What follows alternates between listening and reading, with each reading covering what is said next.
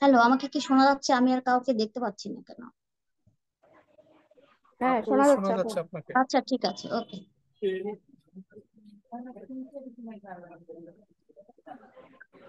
Madam কি in করছে? না আপা, এখনো ম্যাডামকে নাই। ম্যাডামকে ওই যে মাত্র লিঙ্ক পাঠাইলাম। ম্যাডাম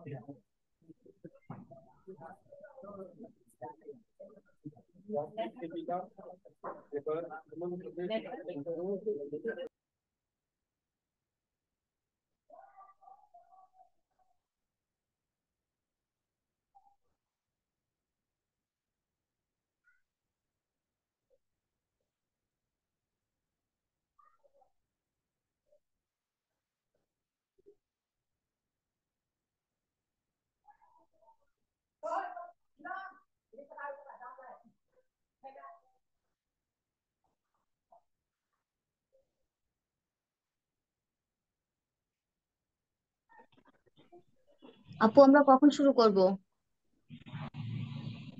মুকুল আপু। ম্যাডাম না আসা পর্যন্ত তো আমরা মনে হয় আমাদের নিজেদের পরিচিতিটা করে ফেলি, কি বলে, পরিচিত পর্ব এবং নিজেদের মধ্যে মিটিংটা স্টার্ট করে দিতে পারি। ম্যাডাম আসলে আমরা করবো না, কোশ্চেন আনসারের সেশনে চলে যাবো না। মানে অফিসিয়ালি ম্যাডামের কাছে তো আমাদেরও পরিচিতি লাগবে না, ওয়ানাটা কি। হ্যাঁ, আহ অবশ্যই। এমনি আমরা যারা আছি এইখানে, পেশেন্ট যারা আছে, তাদের পরিচিতিটা আমরা নিতে পারি, কে কোত্থেকে জয়েন করতেছে। হ্যাঁ, আমার মনে হয় মানে আনঅফিসিয়ালি একটু শুরু করো, ম্যাডাম আসলে পরে একটু অফিসিয়ালি কিছু কথাবার্তা ওয়ানা সম্পর্কে। হুম। আমি একটা জিনিস দেখে খুবই খুবই ভালো লাগতেছে, এটা হচ্ছে নামটা আমি জানি না, এখানে নাম আসতেছে I-73। উনি হসপিটালে শুয়ে শুয়ে আমাদের সাথে জয়েন করছে, ব্লাড নিতে মাশাআল্লাহ। নিতে। তাই নামটা নাকি? কি? নামটা কি 21 আমি জন জানি না। হয়েছে আপু বাহ, পার্টিসিপেন্ট। চমৎকার। সেটাই, ইচ্ছে থাকলে অনেক কিছু হয়। আমি একটা মেয়েকে জানি, ওর তাসনিমারা ম্যাডামকে খুব দরকার, ওর ওই ফিস দিয়ে যাইতে পারতেছে না। ওর জন্য মানে তাসনিমারা ম্যাডামের কথা আমার মাথায় আসলো, অথচ ওই মেয়েটা নাই। বেডি আমি কুম্বালা দিয়ে যাচ্ছে। হ্যাঁ, ম্যাডাম জয়েন করতেছে আপা। হ্যাঁ, ম্যাডাম চলে আসছে। আসসালামু আলাইকুম ম্যাম।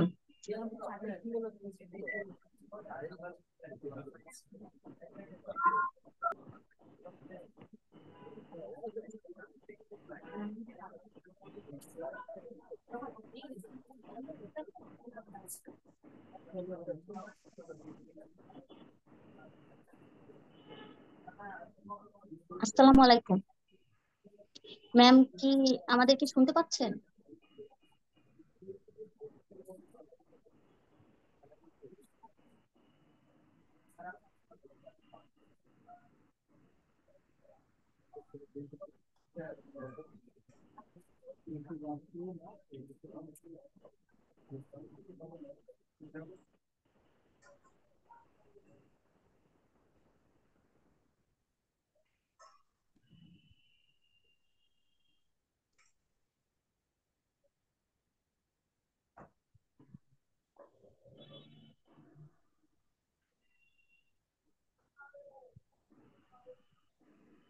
তাসনিম আরা ম্যাম, আপনি কি আমাদের সঙ্গে যুক্ত আছেন ম্যাম? আমাদের কি শুনতে পাচ্ছেন?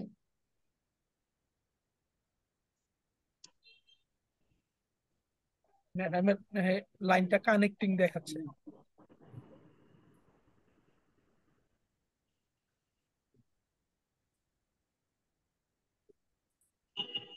ম্যাডাম জয়েন দিচ্ছে।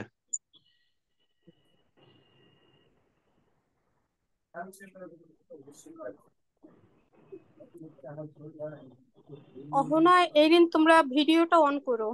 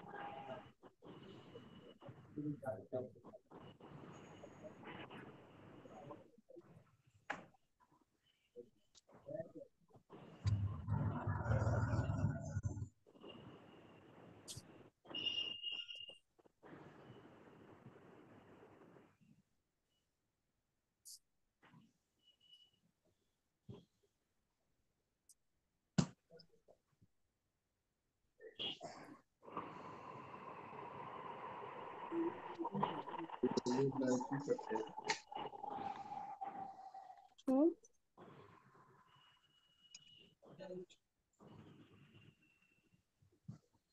যেই ভাই সামনে আগান।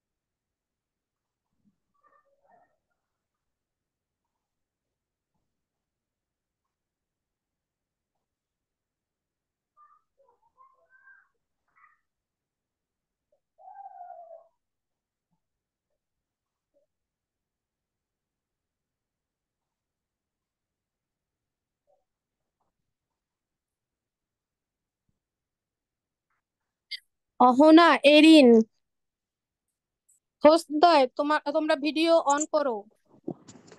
ভিডিও অন আছে আপু? কই দেখতে পাচ্ছি না কেন তোমাদেরকে? কেন, আমার তো ভিডিও অন আছে, তাই দেখা যাচ্ছে না? না, এই তো আর এরিনকে এতক্ষণে দেখা যাচ্ছে। আমাকে আপনাকে তোমাকে দেখাচ্ছি না। আগে দেখা গেছিল, এখন দেখা যাচ্ছে না। কেমনি? কই? আমি তো ভিডিও অন, এখন কি করতাম? দেখো, না তোমার তো, তুমি দেখো তো তোমার অন্ধকার হয়ে আছে কেন? অন্ধকার? হুম। আসতেছে না। আলো যাচ্ছে না? না। আমি কি লিভ করে আবার ঢুকবো? আচ্ছা, ঢুকো।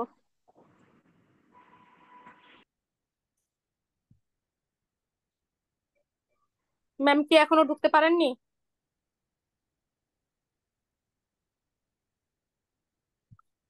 জয়েন করতে পারতেছে না অনেকে, কেন? মেসেজ পাঠাচ্ছে। সাইদ,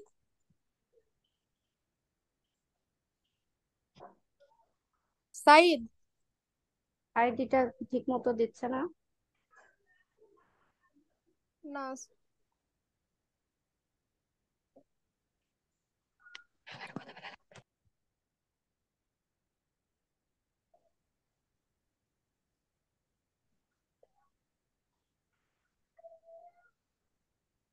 আমার তো মনে হচ্ছে তাসনিমা ম্যাডাম বুঝতে ইয়া পারতেছি না। নেটের সমস্যা নাকি।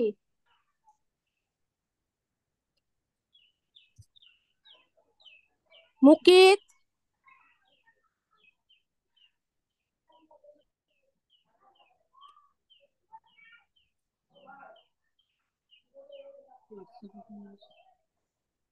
মিটিং।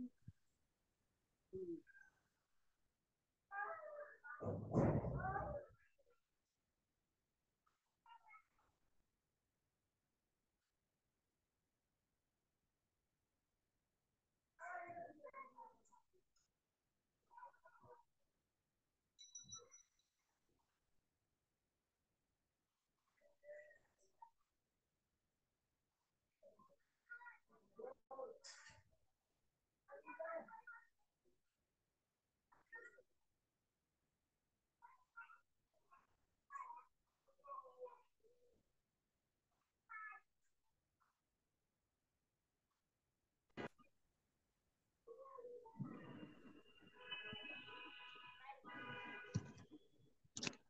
কি দেখা যায় আমাকে?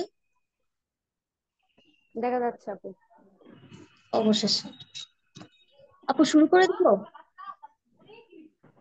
ম্যাডাম কি আসছে? মুকুল আপু শুরু করে দিব? আপু আবার কই গেল? এই না আপু, ম্যাম কি জয়েন অনেক করছে? হ্যাঁ, ইয়া উম, আমার মনে হয় কিছু পরিচিতি নেওয়া যায়। দেখো একজন বেডে বসে যে ইয়া করতেছে একটু। ম্যাডাম আসছে মনে হয়। হুম হুম, ম্যাডাম স্টার্ট আসছে। স্টার্ট হুম করব? হুম, হ্যাঁ হ্যাঁ হ্যাঁ। আসসালামু আলাইকুম ম্যাম। হ্যাঁ, ওয়ালাইকুম সালাম। ভালো তোমরা? ভালো আছেন ম্যাম? জি আলহামদুলিল্লাহ, আসসালামু অনেক আলাইকুম। অনেক ধন্যবাদ ম্যাম, আপনার এত ব্যস্ত সময় থেকে আমাদেরকে একটু সময় দিয়েছেন এই জন্য। আসলে আমরাও আপনাদের অপেক্ষায় থাকি সব সময়। আপনাদের একটু সময় পেলে আসলে আমরা খুব খুশি হয়ে যাই। তো শুরু করছি আসলে, মানে একটু সময় আমাদের তাই চলেই গিয়েছে অলরেডি। আমি অহনা ফেরদৌসী, আমি একজন থ্যালাসেমিয়া রোগী এবং ওয়ানা টিমের একজন সদস্য। আমরা আসলে বেশ কিছুদিন পরে আর কি একটা অনলাইন প্রোগ্রাম আয়োজন করলাম। সবাই অনেকে অনেক অসুস্থ থাকে, তারপরেও টাইমটা আমরা স্কেডিউল মেনটেন করতে পারি না, আমাদের কিছু পেপার ওয়ার্ক এখন রানিং আছে। আমরা চিন্তা ভাবনা করছি যে থ্যালাসেমিয়া রোগীদের নিয়ে আসলে প্রাতিষ্ঠানিকভাবে কিছু করার। এতদিন যা হয়েছে আমরা ভার্চুয়ালি বা বিভিন্ন ভাবে ট্রাই করেছি, এখন চাইতেছি যে একটু প্রাতিষ্ঠানিক ভাবে আমরা থ্যালাসেমিয়া রোগীদের এই সচেতনতার কার্যক্রমকে আরেকটু এগিয়ে নিব। তো এই জন্য আসলে আমাদের বেশ কিছুদিন অনেকগুলো প্রোগ্রাম থেকে আমরা একটু পিছিয়ে গিয়েছিলাম। তো আজকে আমরা তাসনিম আরা ম্যামকে পেয়েছি। প্রথমে ম্যামের একটু পরিচয় দেয়। ম্যাম অধ্যাপক ডাক্তার তাসনিম আরা। উনি অধ্যাপক অবসরপ্রাপ্ত, হেমাটোলজি বিভাগ, ঢাকা মেডিকেল কলেজ হাসপাতাল, এবং উনি ইবনে সিনাতে বসেন। আমরা অনেকেই হয়তো ওনাকে ইবনে সিনাতে রেগুলারলি দেখাই। আর আমাদের সাথে আছে ওয়ানার টিমের আমাদের সভাপতি কামরুন নাহার মুকুল আপু, উনি শিশু হাসপাতালের হেমাটোলজি বিভাগের কাউন্সিলর। আর আমি আজকে প্রোগ্রামের ফ্যাসিলিটেটর হিসেবে আছি, এবং আমার সঙ্গে আছে ডক্টর রায়হানা এরিন আপু, উনি একজন এমবিবিএস ডাক্তার, উনি নিজেও একজন থ্যালাসেমিয়া রোগী। তো প্রথমে একটু আমাদের সভাপতি কামরুন নাহার আপুকে বলবো আমাদের ওয়ানা সম্পর্কে যদি একটু বলতেন, যে ওয়ানাটা কেন আমরা তৈরি করলাম বা ওয়ানার কি উদ্দেশ্য, আমরা কি করতে চাই, এই নিয়ে আপু যদি ছোট করে আমাদেরকে কিছু বলেন। মুকুল আপু। আসসালামু আলাইকুম। ওয়ালাইকুম আসসালাম। ম্যাডাম, আসলে আপনাকে আমরা পেয়ে সত্যি খুব আনন্দিত। আমরা এই ধরনের প্রোগ্রাম মাঝে মাঝে করি, মানে ডাক্তার এবং পেশেন্টের একটা ইন্টারেকশন হওয়ার জন্য, এবং আহ পুরো বাংলাদেশের পেশেন্টরা যেন আপনাদের মতো ডাক্তারকে হাতের কাছে পায় এবং তাদের কোনো যে কোনো কোশ্চেনের অ্যান্সার মানে নিতে পারে। এই জন্য অনেকে বসে থাকে এবং তাদের জন্য আমাদের এই প্রোগ্রামগুলো করা। মাঝে মাঝে আমরা এই জন্য আপনাকে এইবার আপনাকে অনেক মানে কষ্ট করে হয়তো আপনাকে না, সময়টা বের কষ্ট করতে না। হয়েছে। বাসায় বসে জুম প্রোগ্রামে কোনো কষ্ট নাই। থ্যাংক ইউ ম্যাডাম, আপনার আহ, এই মানে আমরা খুব ধন্য যে আপনি আমাদের সামনে আছেন। তো ম্যাডাম, আমরা ওয়ানা টিম, মানে আমাদের টিমটার নাম ওয়ানা। ওয়ানা মানে উই আর নট অ্যালোন। তার মানে আমরা সব পেশেন্ট, বাংলাদেশ যত পেশেন্ট আছে থ্যালাসেমিয়া পেশেন্ট, আমরা ভাবতে চাই আমরা একা নই, আমরা একজন আরেকজনের সহমর্মী। তো সেই হিসেবে আমাদের কার্যক্রমটা 2021-এর ডিসেম্বরে আমরা শুরু করি। এখন পর্যন্ত আমরা মানে বিভিন্ন জায়গায় মানে গণসচেতনতা টাইপের প্রোগ্রামগুলো করার চেষ্টা করি, এবং অনলাইন প্রোগ্রাম, তারপরে সরাসরি অফলাইন প্রোগ্রাম দিনব্যাপী, যেগুলোতে আমাদের পেশেন্টরা অ্যাটেন্ড করে এবং তারা বিভিন্ন কালচারাল প্রোগ্রাম অ্যাটেন্ড করে। তাদেরকে খুশি করার জন্য সারাদিন যা যা করতে হয় আমরা চেষ্টা করি যেন এই পেশেন্টদের অন্তত বছরে একবার তারা মানসিকভাবে খুব ভালো থাকে, একজন আরেকজনের সাথে ইন্টারেকশন হয়। এবং অনেকেই এই ধরনের ফিডব্যাক দেয় যে তারা বড় বড় রোগী যখন দেখে, অনেকেই জব করে, তাদেরকে দেখে ইনফ্লুয়েন্সড হয়। তো এই এই জন্য আমাদের অনেকগুলো উদ্দেশ্য নিয়ে ওয়ানা টিমের গঠন। তো এই গঠনের মধ্যে ম্যাডাম যেটা আমরা বলবো যে আমাদের অনেক মানে প্রথম হলো সচেতনতামূলক প্রোগ্রাম। এটা আমাদের, আমরা চেষ্টা করব পুরো বাংলাদেশকে একত্র করে থ্যালাসেমিয়া নিয়ে সচেতনতা তৈরি করা। তো এই লক্ষ্যে অনেকগুলো লক্ষ্যই আমাদের আছে ওয়ানা টিমের। যেমন নিরাপদ রক্ত সঞ্চালন, এটা একটা, যে পুরো বাংলাদেশের আম, হাসপাতালগুলোতে যেন নিরাপদ রক্ত সঞ্চালনটা হয়। প্রতিটা হাসপাতালে থ্যালাসেমিয়া পেশেন্টদের জন্য যেন মিনিমাম 2টা বেড বরাদ্দ রাখে, যেন কেউ ফেরত না যায়। এবং তাদের কাউন্সিলিং এর ব্যবস্থা করা, তারপর তাদের ঔষধপত্র এগুলো সহজলভ্য করা, আহ মানে অ্যাভেলেবেল করা, কিংবা কম দামে ওষুধ যেগুলো যেন পায়, এই ব্যবস্থা, মানে এই লক্ষ্যে কাজ আমাদের, মানে এই ধরনের কাজগুলো করার খুব ইচ্ছে। এবং এর মধ্যে ধরেন আমাদের মানে মেইন গুলোর মধ্যে যেমন বাহকে বাহকে বিয়ে করা যাবে না, এই জিনিসগুলো, যারা বিয়ে করে ফেলছে, ক্যারিয়ার ক্যারিয়ার বিয়ে হয়ে গেছে, তাদের জন্য আমরা ডিএনএ ল্যাব যেন পুরো বাংলাদেশের প্রতিটা জেলায় হয়। ডিএনএ ল্যাব যেন ডিটেক্ট করতে পারে যে আপকামিং যে বাচ্চাটা আসতেছে সে থ্যালাসেমিয়া পেশেন্ট কিনা। তো মানে এই টাইপের আমাদের আসলে ম্যাডামের সাথে এই প্রথম পরিচয়, তো এই জন্য মানে একটু ডিটেলসেই কথা বলতেছি মনে হয়। না, ভালো আর আমরা লাগছে না। আর আপনার সম্বন্ধে তো আমি রুগীদের কাছ থেকে শুনি, রুগীরা থ্যাংক ইউ আপনার ম্যাডাম। কথা মানে আচ্ছা। এখনকার দিনে আসলে কমার্শিয়াল না হয়ে মানুষকে ভালোবেসে, বিশেষ করে যারা একটা ক্রনিক ডিজিজ, যাদের যে অসুখটা একদিনে ভালো হবে না, অনেক দিন ধরে যে অসুখটা বয়ে বেড়াতে হবে, হ্যাঁ, তাদের সমব্যথী হয়ে আপনি কাজ করছেন, আলহামদুলিল্লাহ। আমি ম্যাডাম নিজে আমাদের টিমে অনেক মানে ডেডিকেটেড মাশাআল্লাহ অনেক আছে, অনেকে আছে। এই যে আপনার 2জন হোস্ট দেখতেছেন, ওরাও কিন্তু পেশেন্ট, আমি আমি নিজেও পেশেন্ট, ওরাও পেশেন্ট। এখানে যারা আছে মোটামুটি সবাই পেশেন্ট এবং সবাই ডেডিকেটেড। এটা হলো মানে আমাদের সবচেয়ে বড় পাওয়া, যে আমরা কিছু ডেডিকেটেড পেশেন্ট এটা নিয়ে কাজ করার চেষ্টা করতেছি। ইনশাল্লাহ হয়তো বা কিছু একটা হবে, আমরা যদি কোনো একটা সময় সরকারের মাধ্যমে এই যে ডিজেবিলিটি অ্যাক্টের মধ্যে পড়তে পারি, তাহলে হয়তোবা কিছু চাকরি বাকরি বিভিন্ন কিছুতে সুবিধা পেতে পারি। তারপর জব ক্ষেত্রে জব মার্কেটে সুবিধা পেতে পারি। কিংবা উম মানে ওষুধপত্রের যে ইয়াটা, এগুলো সরকারের সাথে বিভিন্ন এনজিও এগুলোর সাথে যদি আমরা যোগাযোগ করতে পারি, মানে আমাদের টিমের মানে এই ধরনের অনেক অনেক গুলো উদ্দেশ্য আছে।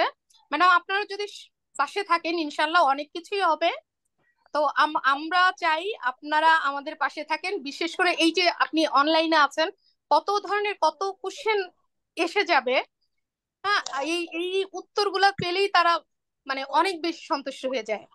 তো ইনশাল্লাহ হ্যাঁ, ম্যাডাম আমি সবসময় আছি ওদের পাশে। জি ম্যাডাম, তাহলে আমরা আজকে প্রোগ্রাম শুরু করে দিই। আমাদের হোস্ট, আমি হোস্টের কাছে দিয়ে দিচ্ছি, অহনা এরিন, তোমরা একটু কথা বলো। জি madam, thank thank you you. So much Mukul আপু, thank you so much ma'am. একটু ছোট করে যদি ওয়ানার আরেকটা উদ্দেশ্য বলি, আপনি যেটা বললেন যে ক্রনিক ডিজিজ, অ্যাকচুয়ালি এটাই যে আমার কথাই যদি বলি, আজকে 35 বছর ধরে এই রোগের সঙ্গে চলছি। তো একটা ক্রনিক ডিজিজ যখন আমরা একটা শরীরে নিয়ে বহন করি, তখন আমাদের ফিজিক্যাল তো আছেই, মেন্টালি আমরা অলওয়েজ কিন্তু ডিপ্রেস থাকি। মানে মেন্টালি আমরা এত বেশি, বলতে গেলে একদিকে স্ট্রং থাকি, আবার অন্যদিকে উইক হয়ে যায়। সমাজের 8-10টা মানুষের সামনে যখন যাই, বিভিন্ন ধরনের কোশ্চেন অ্যারাইজ করে, বলতে থাকে, তখন এই বিষয়গুলো আমাদেরকে আস্তে আস্তে কিন্তু ভালনারেবল করে দেয়। তো আমরা চাইছি যে এমন একটা প্ল্যাটফর্ম যেখানে এসে সবাই মনের কষ্টটা শেয়ার করুক। অন্তত এক জায়গায় মেন্টাল একটা হেলথ যেটা, মেন্টাল হেলথটা কিন্তু খুব একটা জরুরি ইস্যু, যে শেয়ার করতে পারছি আমার আমার যে কষ্ট, সবার কষ্টের ধরনটা কিন্তু এক, বাট মানে ক্রাইটেরিয়া গুলো আলাদা। তো প্ল্যাটফর্মটা আমরা করেছি ওয়ানা, এটা হচ্ছে অনলাইনেও আছে, আবার অফলাইনেও আমরা প্রোগ্রাম করি। যে একটা দিন হলেও অন্তত শেয়ার করুক আমাদের সাথে, বা আমাদের যে পেজটা আমরা অনলাইনে চালাই, আমরা যেমন, আমি যেমন নিঃসন্দেহে ওয়ানা এসে আমার দুঃখের কথা বলতে বলতে পারতেছে, আরেকজন বলতে পারতেছে। এই শেয়ারিং খুবই কিন্তু অনেক একটা পেশেন্টের জন্য, অন্তত ক্রনিক ডিজিজে যারা আক্রান্ত তাদের জন্য এই শেয়ারিংটা আমরা মনে করি অনেক বড় একটা মেন্টাল হেলথ ইস্যু হিসেবে তাদের জন্য কাজ করে। এই দিকটাও আমরা আসলে খেয়াল করি, মানে দেখার চেষ্টা করতেছি। আমরা সবাইকেই বলি যে আমাদের ওয়ানাতে শেয়ার করো, আমরা যতটুকু পারি, আমরা আমার সলিউশনটা ঠিক না, আমরা পাশে থাকবো, এটাই আমাদের মূল আর কি লক্ষ্য। এই লক্ষ্য নিয়ে মূলত নেমেছিলাম। তারপরেও পেশেন্টরা যখন বলেছে যে ম্যাম আমাদেরকে এটা দরকার, আমাদের আরো মানে অ্যাওয়ারনেস এর কিছু বিষয় আরো এখানে যোগ করা দরকার, এই বিষয়গুলো নিয়েও আমরা এখন কাজ করতেছি। তো thank you so much ma'am. যে যারা কোশ্চেন করতে চায় একটু হ্যান্ড অ্যারাইজ করলে খুব ভালো হয়। কার কোশ্চেনটা আমি সবার প্রথমে নিব, কারো হাত আমি দেখতে পাচ্ছি না। যদি একটু হাত তুলতেন, এখানে হাত তোলার একটা অপশন আছে। বা কেউ কোশ্চেন সবাই একসাথে করলে হবে না, ম্যাম আছে, কে প্রশ্ন করতে চাচ্ছেন প্রথমে করুন প্লিজ। কোথা থেকে জয়েন হয়েছেন একটু বলবেন, আপনার নামটা বলবেন। আমি কারো হাত দেখতে পাচ্ছি না, কে প্রশ্ন করতে চাচ্ছেন প্রথমে, সবাই যদি একটু হ্যান্ড রেজ করতেন খুব ভালো হতো। আচ্ছা, আহ, আমি মানে হয়তো ওরা লজ্জা পেয়ে বলছে না বা কিছু, আমি একটু কমন কিছু কথা বলছি আর কি, যে থ্যালাসেমিয়া পেশেন্টদের। এক নম্বর হচ্ছে যে তোমাদের একটা জিনিস বুঝতে হবে যে থ্যালাসেমিয়া এমন একটা রোগ, হ্যাঁ, এটা কিন্তু মানসিক রোগ, মানসিক রোগ না, প্রতিবন্ধী না। তো তোমাদের যে জিনিসটা আছে, তোমাদের দুটো হাত আছে, দুটো পা আছে, তোমাদের মেধা আছে, তোমাদের সামনে এগিয়ে যাওয়ার জন্য অথবা প্রতিষ্ঠিত হওয়ার জন্য যা যা প্রয়োজন তোমাদের মধ্যে সব আছে। এর মধ্যে শুধু সামান্য একটাই ত্রুটি, যে কারো কারো রক্ত রক্ত দিতে হয়, রক্ত শূন্যতা হয়। তো এটা এমন কিছু না। আমি এই কথাটা প্রথমেই বলতে চাচ্ছি যে সবচেয়ে প্রথমেই দেখা যায় আমাদের দেশে যখন একটা ছোট্ট শিশু জন্মগ্রহণ করে এবং বাচ্চাটা একটু ফ্যাকাশে হয়ে যাচ্ছে, বাবা মা হাসপাতালে বাচ্চাকে নিয়ে যায়, তখনই ডাক্তাররা দেখে মানে লাফ দিয়ে ওঠে, একদম ভয়ঙ্কর ভাবে বলে যে তোমার আপনার বাচ্চার তো থ্যালাসেমিয়া, হ্যাঁ, যান বাচ্চাকে, মাঝে মধ্যে বাচ্চা যখন অসুস্থ হয়ে যাবে বাচ্চাকে রক্ত দিবেন। আর কোনো কথাই বলে না। যদি বলে যে বাচ্চার কি কোনো চিকিৎসা আছে নাকি, বাচ্চা কি বড় হবে নাকি, বাচ্চা কতদিন বাঁচবে, তখন প্রথমেই বলতে থাকে না এসব বাচ্চারা বেশি দিন বাঁচবে না, আপনার বাচ্চার বিরাট বড় একটা অসুখ হয়েছে। তারপরে 2 নাম্বার বলবে বাচ্চাকে এটা খাওয়াবেন না, মানে যে পরামর্শগুলো দেওয়া হয় তোমরা দেখো আমার কথার সাথে মিলে কিনা, যে বাচ্চা আয়রন জাতীয় খাবার খাবে না, বাচ্চাকে মাঝে মধ্যে রক্ত দিতে অসুস্থ হয়ে যাবে। এর বাইরে কখনো বলা হয় না যে এটা আসলে এমন কোনো অসুখ না। খুব বড় কিছু না, কিন্তু সবাই যদি আমরা সহযোগিতা করতাম এবং হাসপাতালে অ্যাটলিস্ট থ্যালাসেমিয়া পেশেন্টদের সঠিক চিকিৎসা দেওয়ার মতো অথবা থ্যালাসেমিয়া ডিজিজটা সঠিকভাবে বোঝার মতো ডাক্তার থাকতো প্রত্যেকটা জেলা উপজেলায়, এবং সেফ ব্লাড দেওয়ার অপশন থাকতো, তাহলে এটা এমন কিছু অসুখ না। এই কথাটা আমি বারবার তোমাদের বলছি, আমি এটা সান্ত্বনা দেওয়ার জন্য না, কথাটা আসলেই সত্যি। শুধু চিন্তা করো যে একটা বাসায় একটা বাচ্চা আছে, অটিস্টিক বেবি, সে কথা বোঝে না, বাথরুমে নিজে নিজে টেক কেয়ার করতে পারে না, স্কুলে যেতে পারে না, এটাও কিন্তু বাংলাদেশে কম সংখ্যা না। সেই হিসেবে তোমরা কিন্তু স্বাবলম্বী। তোমাদের বাবা মাকে যদি ডাক্তার প্রথমে যখন নিয়ে যায় হাসপাতালে, তখনই যদি ডাক্তার এবং নার্স এই কথাটা বলে যে আপনার শিশু অন্য 8-10টা শিশুর মতোই, সে সঠিকভাবে যদি তার পুষ্টি সঠিকভাবে পেয়ে থাকে, নিয়মিত রক্ত পেয়ে থাকে, তাহলে সে সঠিকভাবে বড় হবে। এমনকি এই বাচ্চা স্কুলে নিয়মিত যেতেও পারবে, স্কুলে যাওয়ায় কোনো বাধা নাই, তার ডাক্তারি, ইঞ্জিনিয়ারিং অথবা ইউনিভার্সিটিতে পড়া সব কাজই তারা করতে পারবে। আপনি শুধু সঠিকভাবে একটু হয়তো আলাদা সামান্য কিছু যত্ন বেশি লাগবে। এই কথাটা বললে কিন্তু বাবা মার অবহেলার শিকার হতে হয় না বাচ্চাদের। দেখা যায় যে ফলে এই যে একটা অ্যাটিটিউড বাবা মা মনে করে যে এই বাচ্চা বেশি দিন বাঁচবে না, ভালোভাবে বড় হবে না, তখন থেকেই তারা একটা মানসিক ভাবে বাবা মাও অনেকটা মানসিক তারা একেবারেই ভারাক্রান্ত হয়ে যায়। এই কথাগুলো কি তোমাদের, আমার কথাগুলো কি তোমাদের সাথে মিলেছে? জি ম্যাম। জি ম্যাডাম। জি ম্যাম। আচ্ছা, আমার সাথে কি তোমরা একমত যে আসলে থ্যালাসেমিয়া এমন কিচ্ছু না? আসলে ম্যাডাম ম্যাম আমরা এরকম ভাবে ভাবতে চাই, কিন্তু আমাদেরকে আসলে অনেক সময় ভয় দেখানোও হয় শুরু থেকে। তারপর এখন হয়তো বা আমরা বড় হতে হতে নিজেরা ভয়টাকে দূর করেছি, কিন্তু শুরুর দিকে মনে আছে যে আসলেই ভয় দেখানো হয়েছিল। হ্যাঁ, আর শুরুর এটা তো দিকে তোমরা নিজেরা আল্লাহর শুক্রিয়া আদায় করো না যে তোমরা মানসিক ভাবে 8-10 জন মানুষের মতনই সবকিছু চিন্তা করতে পারো, সবকিছু বুঝতে পারো, তোমাদের মেধা 8-10টা ছেলে মেয়ের মতোই, এই জন্য তোমরা শুক্রিয়া আদায় করো না? আলহামদুলিল্লাহ, ম্যাম অবশ্যই, এবং আলহামদুলিল্লাহ। জি ম্যাম, আলহামদুলিল্লাহ। আলহামদুলিল্লাহ কোথাও পিছিয়ে না, এটা ঠিক আছে যে আমি আমি আমার কথাই যদি বলি, আমি রাজশাহী ইউনিভার্সিটি থেকে সোশিওলজি থেকে মাস্টার্স করেছি, আবার পোস্ট গ্রাজুয়েশন করেছি, আমি জবও করেছি অনেক বছর, আমি ম্যারিড। তো সে এরকম অনেক থ্যালাসেমিয়া পেশেন্টরাই আছে, সেটা ঠিক আছে। 8-10টা থেকে হয়তো বা আমাদের মেন্টালি স্ট্রেংথ তো অনেক বেশি, ফিজিক্যালি আমরা কি সেটা মাসে হয়তো 2বার রক্ত নিচ্ছি, সে সবকিছু ঠিক আছে, আমাদের স্ট্রেংথ অনেক বেশি, বাট তারপরেও হয় না যে মানে কোথাও গিয়ে একটা ধাক্কা তো থাকেই, একটু হলেও আলাদা থাকে। আর যেটা বললেন যে এখন অনেক ট্রিটমেন্ট আসছে, এখন আমরা অনেক কিছু জানতেছি, অ্যাওয়ারনেস এর অনেক প্রোগ্রাম হচ্ছে, বাট একটা সময় আজকে থেকে যদি 15 বছর আগেও দেখেন, 15 বা 10 বছর আগেও যদি দেখা যেত যে ঢাকার বাইরে, এখনো ঢাকার বাইরে খুব একটা যে ডেভেলপ হয়েছে সেটাও না। হ্যাঁ, ঢাকার বাইরের ঢাকার বাইরে সিচুয়েশন হয় না। কিন্তু, জি আমি ঢাকার বাইরে থেকে আসছি, আমি ঢাকায় ঢুকছি 6-7 বছর হলো। এই 6-7 বছরের আগেও আমি প্রপার ট্রিটমেন্টটা পাইনি। আমি খুলনা ছিলাম, আমি রংপুরে ছিলাম, এগুলো সরকারি হাসপাতালে যখন ব্লাড নিতে যেতাম, পুরা অনেক কিছু মানে মিসকনসেপ্ট ওখানে, হোল ব্লাডটাই আবার তারা মিক্স করতেছে, আবার দিয়ে দিচ্ছে, প্যাক সেলের খুব একটা ভালো ব্যবস্থা নাই, এরকম অনেক মিসকনসেপ্ট আছে। তো ঢাকায় তো এসে সবার আসলে ট্রিটমেন্ট নেওয়াও পসিবল হয়ে ওঠে না। বা এখন যেমন আগে বলতো থ্যালাসেমিয়া রোগীদের এগুলো এগুলো খাবার খাওয়াই যাবে না একদম, বাট এখন কিন্তু সবকিছু খেতে বলতেছে। তো এই ধরনের আমরা আমাদেরকে বড় করছি, আয়রন জাতীয় কোনো প্রকার জিনিস খাওয়াইনি, ইভেন কলিজা এত খেতে চাইছে, এত খেতে চাইছে, এক পিস কলিজাও আমার মা কোনোদিন আমাদেরকে দেয় নাই। তো এই ধরনের অনেক কিছু আছে যে ঢাকার বাইরে এখনো এগুলো চলে।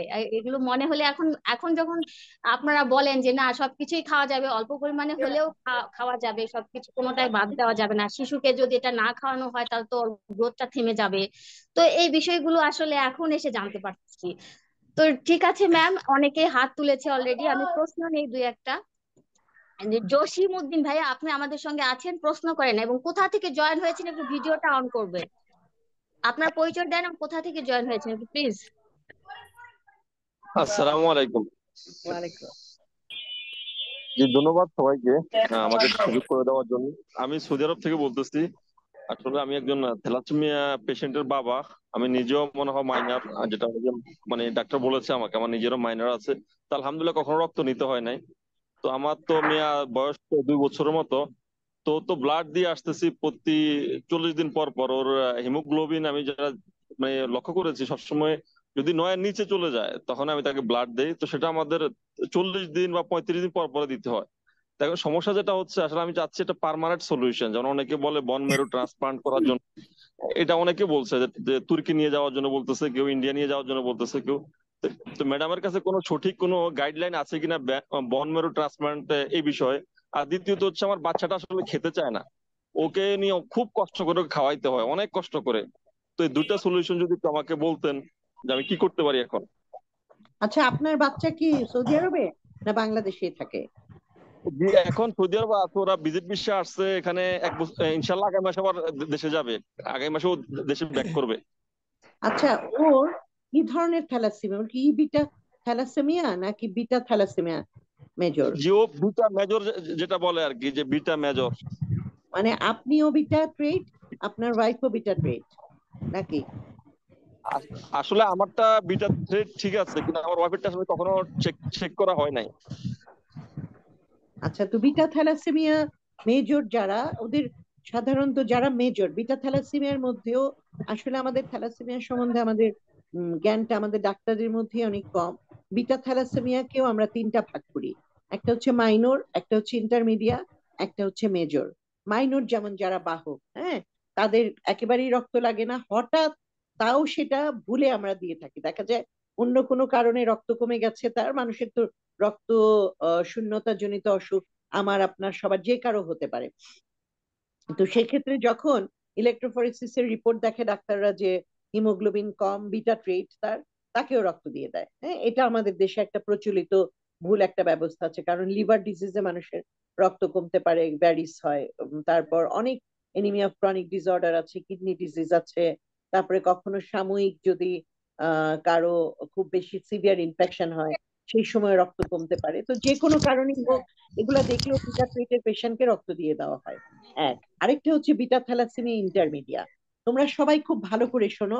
বিটা থ্যালাসেমিয়া ইন্টারমিডিয়া হচ্ছে যাদের বাবা এবং মা দুজনেই বিটা বাহক, এবং সে নিজেও বিটা থ্যালাসেমিয়া, ইলেকট্রোফোরেসিসে বলা হয়েছে বিটা থ্যালাসেমিয়া মেজর, কিন্তু যাদের ব্লাডটা 1 বছরের পরে লাগে, দেখা যায় যে 2 বছর 3 বছর পর্যন্ত শিশু সঠিকভাবে বড় হয়েছে, তারপর হঠাৎ করে হিমোগ্লোবিন কমে যাচ্ছে, এবং হিমোগ্লোবিনও এত কমে না, মোটামুটি 6 এবং 5-এর কাছাকাছি থাকে, তার নিচে নামে না, 2-3-এ নেমে যায় না ব্লাড না দিলেও। তাদেরকে আমরা বলি বিটা থ্যালাসেমিয়া ইন্টারমিডিয়া। আর বিটা থ্যালাসেমিয়া মেজর হচ্ছে যাদের ব্লাড না দিলে সে মরেই যাবে, মানে without transfusion baby cannot survive, বাঁচতেই পারবে না, তাদেরকেই বলি মেজর। এখন আপনার বাচ্চার ব্যাপারে আমার 1 নম্বর কোশ্চেন ছিল, সে মানে ইলেকট্রোফোরেসিস এর রিপোর্টে কি আছে, বিটা থ্যালাসেমিয়া মেজর আছে, আপনার কথা শুনে বোঝা গেল। 2 হচ্ছে জি, তার রক্ত লাগা শুরু হয়েছে কত বছর বয়স থেকে? ওর 6 মাস বয়স থেকে রক্ত দিতে হয়। 6 মাস আ- বয়স থেকে আমরা রক্ত দেওয়া শুরু করছি, 6 মাস বয়স থেকে। আচ্ছা, তাহলে বোঝা যাচ্ছে এটা মেজর, ইন্টারমিডিয়া না। তো এই সমস্ত বাচ্চার ক্ষেত্রে আপনার বোন ম্যারো ট্রান্সপ্লান্টটাই হচ্ছে বেস্ট অপশন। এবং বোন ম্যারো ট্রান্সপ্লান্টটা 7 বছরের আগে, এই সম্বন্ধেও ভুল ধারণা আছে, অনেকে ভাবে যে আর একটু বড় হোক তখন, আসলে তা না। বাচ্চার বয়স যখন 7 থেকে 10-এর মধ্যে থাকে, তার মধ্যেই করে ফেলা সবচেয়ে ভালো ট্রান্সপ্লান্টটা, এবং তারপর রিস্ক বেড়ে যায়। রিস্ক মানে কি, যেমন বলা হয় যে যদি ভাই বা বোন, আপন ভাই বা বোন সম্পূর্ণ ম্যাচ হয়, সেই ম্যাচটা কি ব্লাড গ্রুপ ম্যাচ না। ব্লাড গ্রুপ যদি ভাইয়ের এ পজিটিভ থাকলো, রুগীর বি পজিটিভ থাকলো, তাতে কিছু আসে যায় না, টিস্যু ম্যাচিং হতে হবে। তো টিস্যু ম্যাচিং হলে ট্রান্সপ্লান্ট করা যায়, কিন্তু আপন ভাই বোন, বাবা বা মায়ের কাছ থেকে হাফ ম্যাচ হয়, এটাকে হ্যাপ্লো ট্রান্সপ্লান্ট বলে, সেটাও এখন করা হচ্ছে, সেক্ষেত্রে রিস্কটা আরেকটু বেড়ে যায়। তো আপনার ক্ষেত্রে আমার পরামর্শ হলো, আপনার যদি বাচ্চা না থাকে, তাহলে আরেকটা বেবি লাগবে ওর, মানে ট্রান্সপ্লান্টে ভালো ফল পেতে হলে। এবং সেক্ষেত্রে আপনাদের যেটা করতে হবে, প্রেগনেন্সির সময় ডিটেক্ট করতে হবে যে আপনার পরবর্তী শিশুটাও বিটা থ্যালাসেমিয়া মেজর হচ্ছে কিনা। যদি হয় তাহলে তো অ্যাবর্শন করার একটা সিস্টেম আছে, আর না হলে সেই বাচ্চাটা বড় হলে আপনাকে ট্রান্সপ্লান্ট করতে হবে, 3 বছরের পরই করা যায়। আরেকটা কোশ্চেন আপনি অবশ্যই, আপনি হয়তো জিজ্ঞেস করবেন, কিন্তু আমি বলছি, অনেকে ভাবে যে বোন ম্যারো ট্রান্সপ্লান্ট করলে যে বাচ্চাটার কাছ থেকে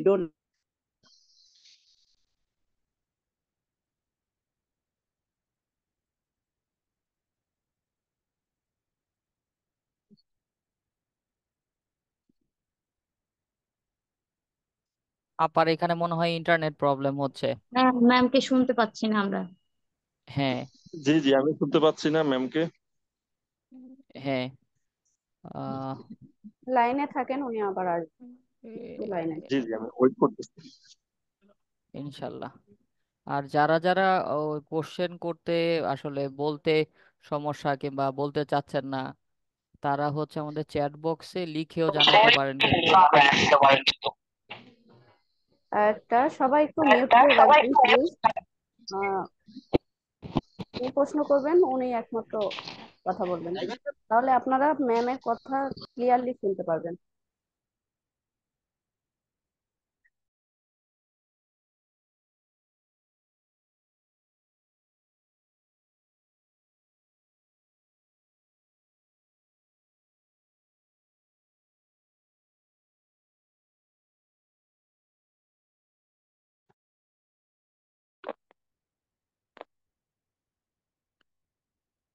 হ্যাঁ,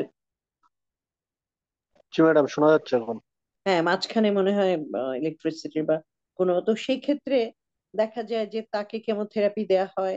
কেমোথেরাপি দিয়ে তার আগের যে সমস্ত স্টেম সেল, রক্তের স্টেম সেল ছিল, সেগুলাকে পুরোপুরি আহ মানে ইরাডিকেট, বা যেটাকে বলি আমরা সরিয়ে ফেলা হয়। না হলে ভাই বা বোনের যে স্টেম সেল সেটা গ্রহণ করবে না। তো বেশ কিছু প্রক্রিয়ার মাধ্যমে যেতে হয়, এবং পরবর্তীতে ট্রান্সপ্লান্টের 1টা মাস অনেক ভয়ঙ্কর একটা অভিজ্ঞতার সম্মুখীন হতে হয়, বারবার ইনফেকশন হয়। সেই জন্য বোন ম্যারো ট্রান্সপ্লান্টের খরচটা অনেক বেশি। যেমন এখন, আর যেটা বলছিল যে ইন্ডিয়া যাওয়ার কথা, ইন্ডিয়াতে হচ্ছে ওদের অভিজ্ঞতা বেশি। ওদের বোন ম্যারো ট্রান্সপ্লান্ট শুরু হয়েছে 80-র দশকে, আমাদের এখানে অল্প কিছুদিন আগে শুরু হয়েছে। সেক্ষেত্রে আমাদের অভিজ্ঞতাটা কম, তবে এখানেও ট্রান্সপ্লান্ট হচ্ছে এবং অনেক থ্যালাসেমিয়ার বাচ্চা ট্রান্সপ্লান্টের মাধ্যমে সুস্থ হয়েছে, এরকম শিশু আছে।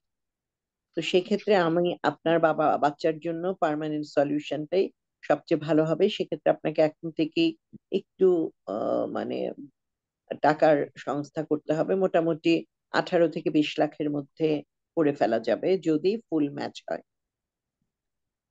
ধন্যবাদ। জি ধন্যবাদ ম্যাম। আরেকটা প্রশ্ন আমার মনে হয় ছিল, সেটা হচ্ছে যে বাচ্চা মানে খেতে যাচ্ছে না, একদম খেতে যাচ্ছে না, খুব জোর করে তাকে খাওয়াইতে হয়। তো এই ক্ষেত্রে এটা কোনো না, কি এটা মেডিসিন? থ্যালাসেমিয়ার জন্য না, অনেক বাচ্চাই আছে যে খাওয়া নিয়ে বিরক্ত করে। তো সেই ক্ষেত্রে বেশ কিছু খাবার আছে যে বাচ্চাদের, কিছু সিরাপ আছে অনেক সময় মেটাবলিজম বাড়ায়, ফলে ক্ষুধা বেশি লাগে। যেমন পোগো সিরাপ একটা আছে, তারপরে বিকোজিন, অথবা অনেক সময় মাল্টিভিটামিন প্লাস, এইগুলা খেলেও বাচ্চা খাওয়া শুরু করে দেয়। আচ্ছা আচ্ছা, ধন্যবাদ ম্যাম। ম্যাম আমার কিন্তু বড় আরেকটা মেয়ে আছে, ও কিন্তু আলহামদুলিল্লাহ অনেক সুস্থ, ও কিন্তু অনেক স্ট্রং, এবং কি ওর কিন্তু কোনো ইয়ে নেই, কিন্তু ওর থ্যালাসেমিয়া কোনো যে কি বলে ক্যারিয়ার যেটা, ওটাও কিন্তু নেই, ডাক্তার বললো যেটা। তো সেই ক্ষেত্রে আমি কি তার বন মেরু কি ইয়ে করা যায় কিনা, ওই ছোট মেয়ে? হ্যাঁ, আগে ম্যাম টিস্যু টাইপিং করতে হবে, HLA টাইপিং বলি আমরা এটাকে। HLA টাইপিং যদি নর্মাল হয় তাহলে করতে পারবেন। আচ্ছা ঠিক আছে, ধন্যবাদ ম্যাম। তো ম্যাম আপনি কোনো হসপিটালকে কোনো রিকমেন্ড করবেন যে ওই হসপিটালে মোটামুটি আমি এই এই এটা পেতে পারি, সাপোর্টটা পেতে পারি? আমাদের এখানে ধরেন শিশুদের আলাদা করে করতেছে CMH এ। আচ্ছা, মানে ইবনে সিনাতে না ম্যাম?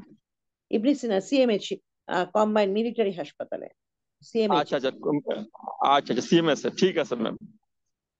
ধন্যবাদ ম্যাম, অনেক অনেক থ্যাংক ইউ ধন্যবাদ ভাইয়া, আপনাকে। থ্যাংক ইউ এত দূর থেকে আমাদের সঙ্গে জয়েন হয়েছেন, থ্যাংক ইউ সো মাচ। আমি ডাক্তার রায়হানা এরিন আপুর কাছে মানে হ্যান্ড ওভার করছি, আপু প্লিজ কন্টিনিউ করেন। আসসালামু আলাইকুম। আমি ওয়ালাইকুম ডক্টর রায়হানা এরিন। ম্যাম, আপনাকে এবং আমার উপস্থিত দর্শক সবাইকে শুভেচ্ছা এবং সালাম জানিয়ে আমি আমার শুরু করতেছি। ম্যাম, অনেকে হাত তুলে আছে, আমি তাদের সাথে কথা বলার মাঝে মাঝে আপনাকে কিছু প্রশ্ন করি। মোস্তফা ওয়াসিফ ভাই অনেকক্ষণ ধরে আমাদের সাথে আছেন এবং উনি কিছু জিজ্ঞেস করতে আছেন, ওনার প্রশ্নটা নিয়ে নিন। মোস্তফা ওয়াসিফ ভাই,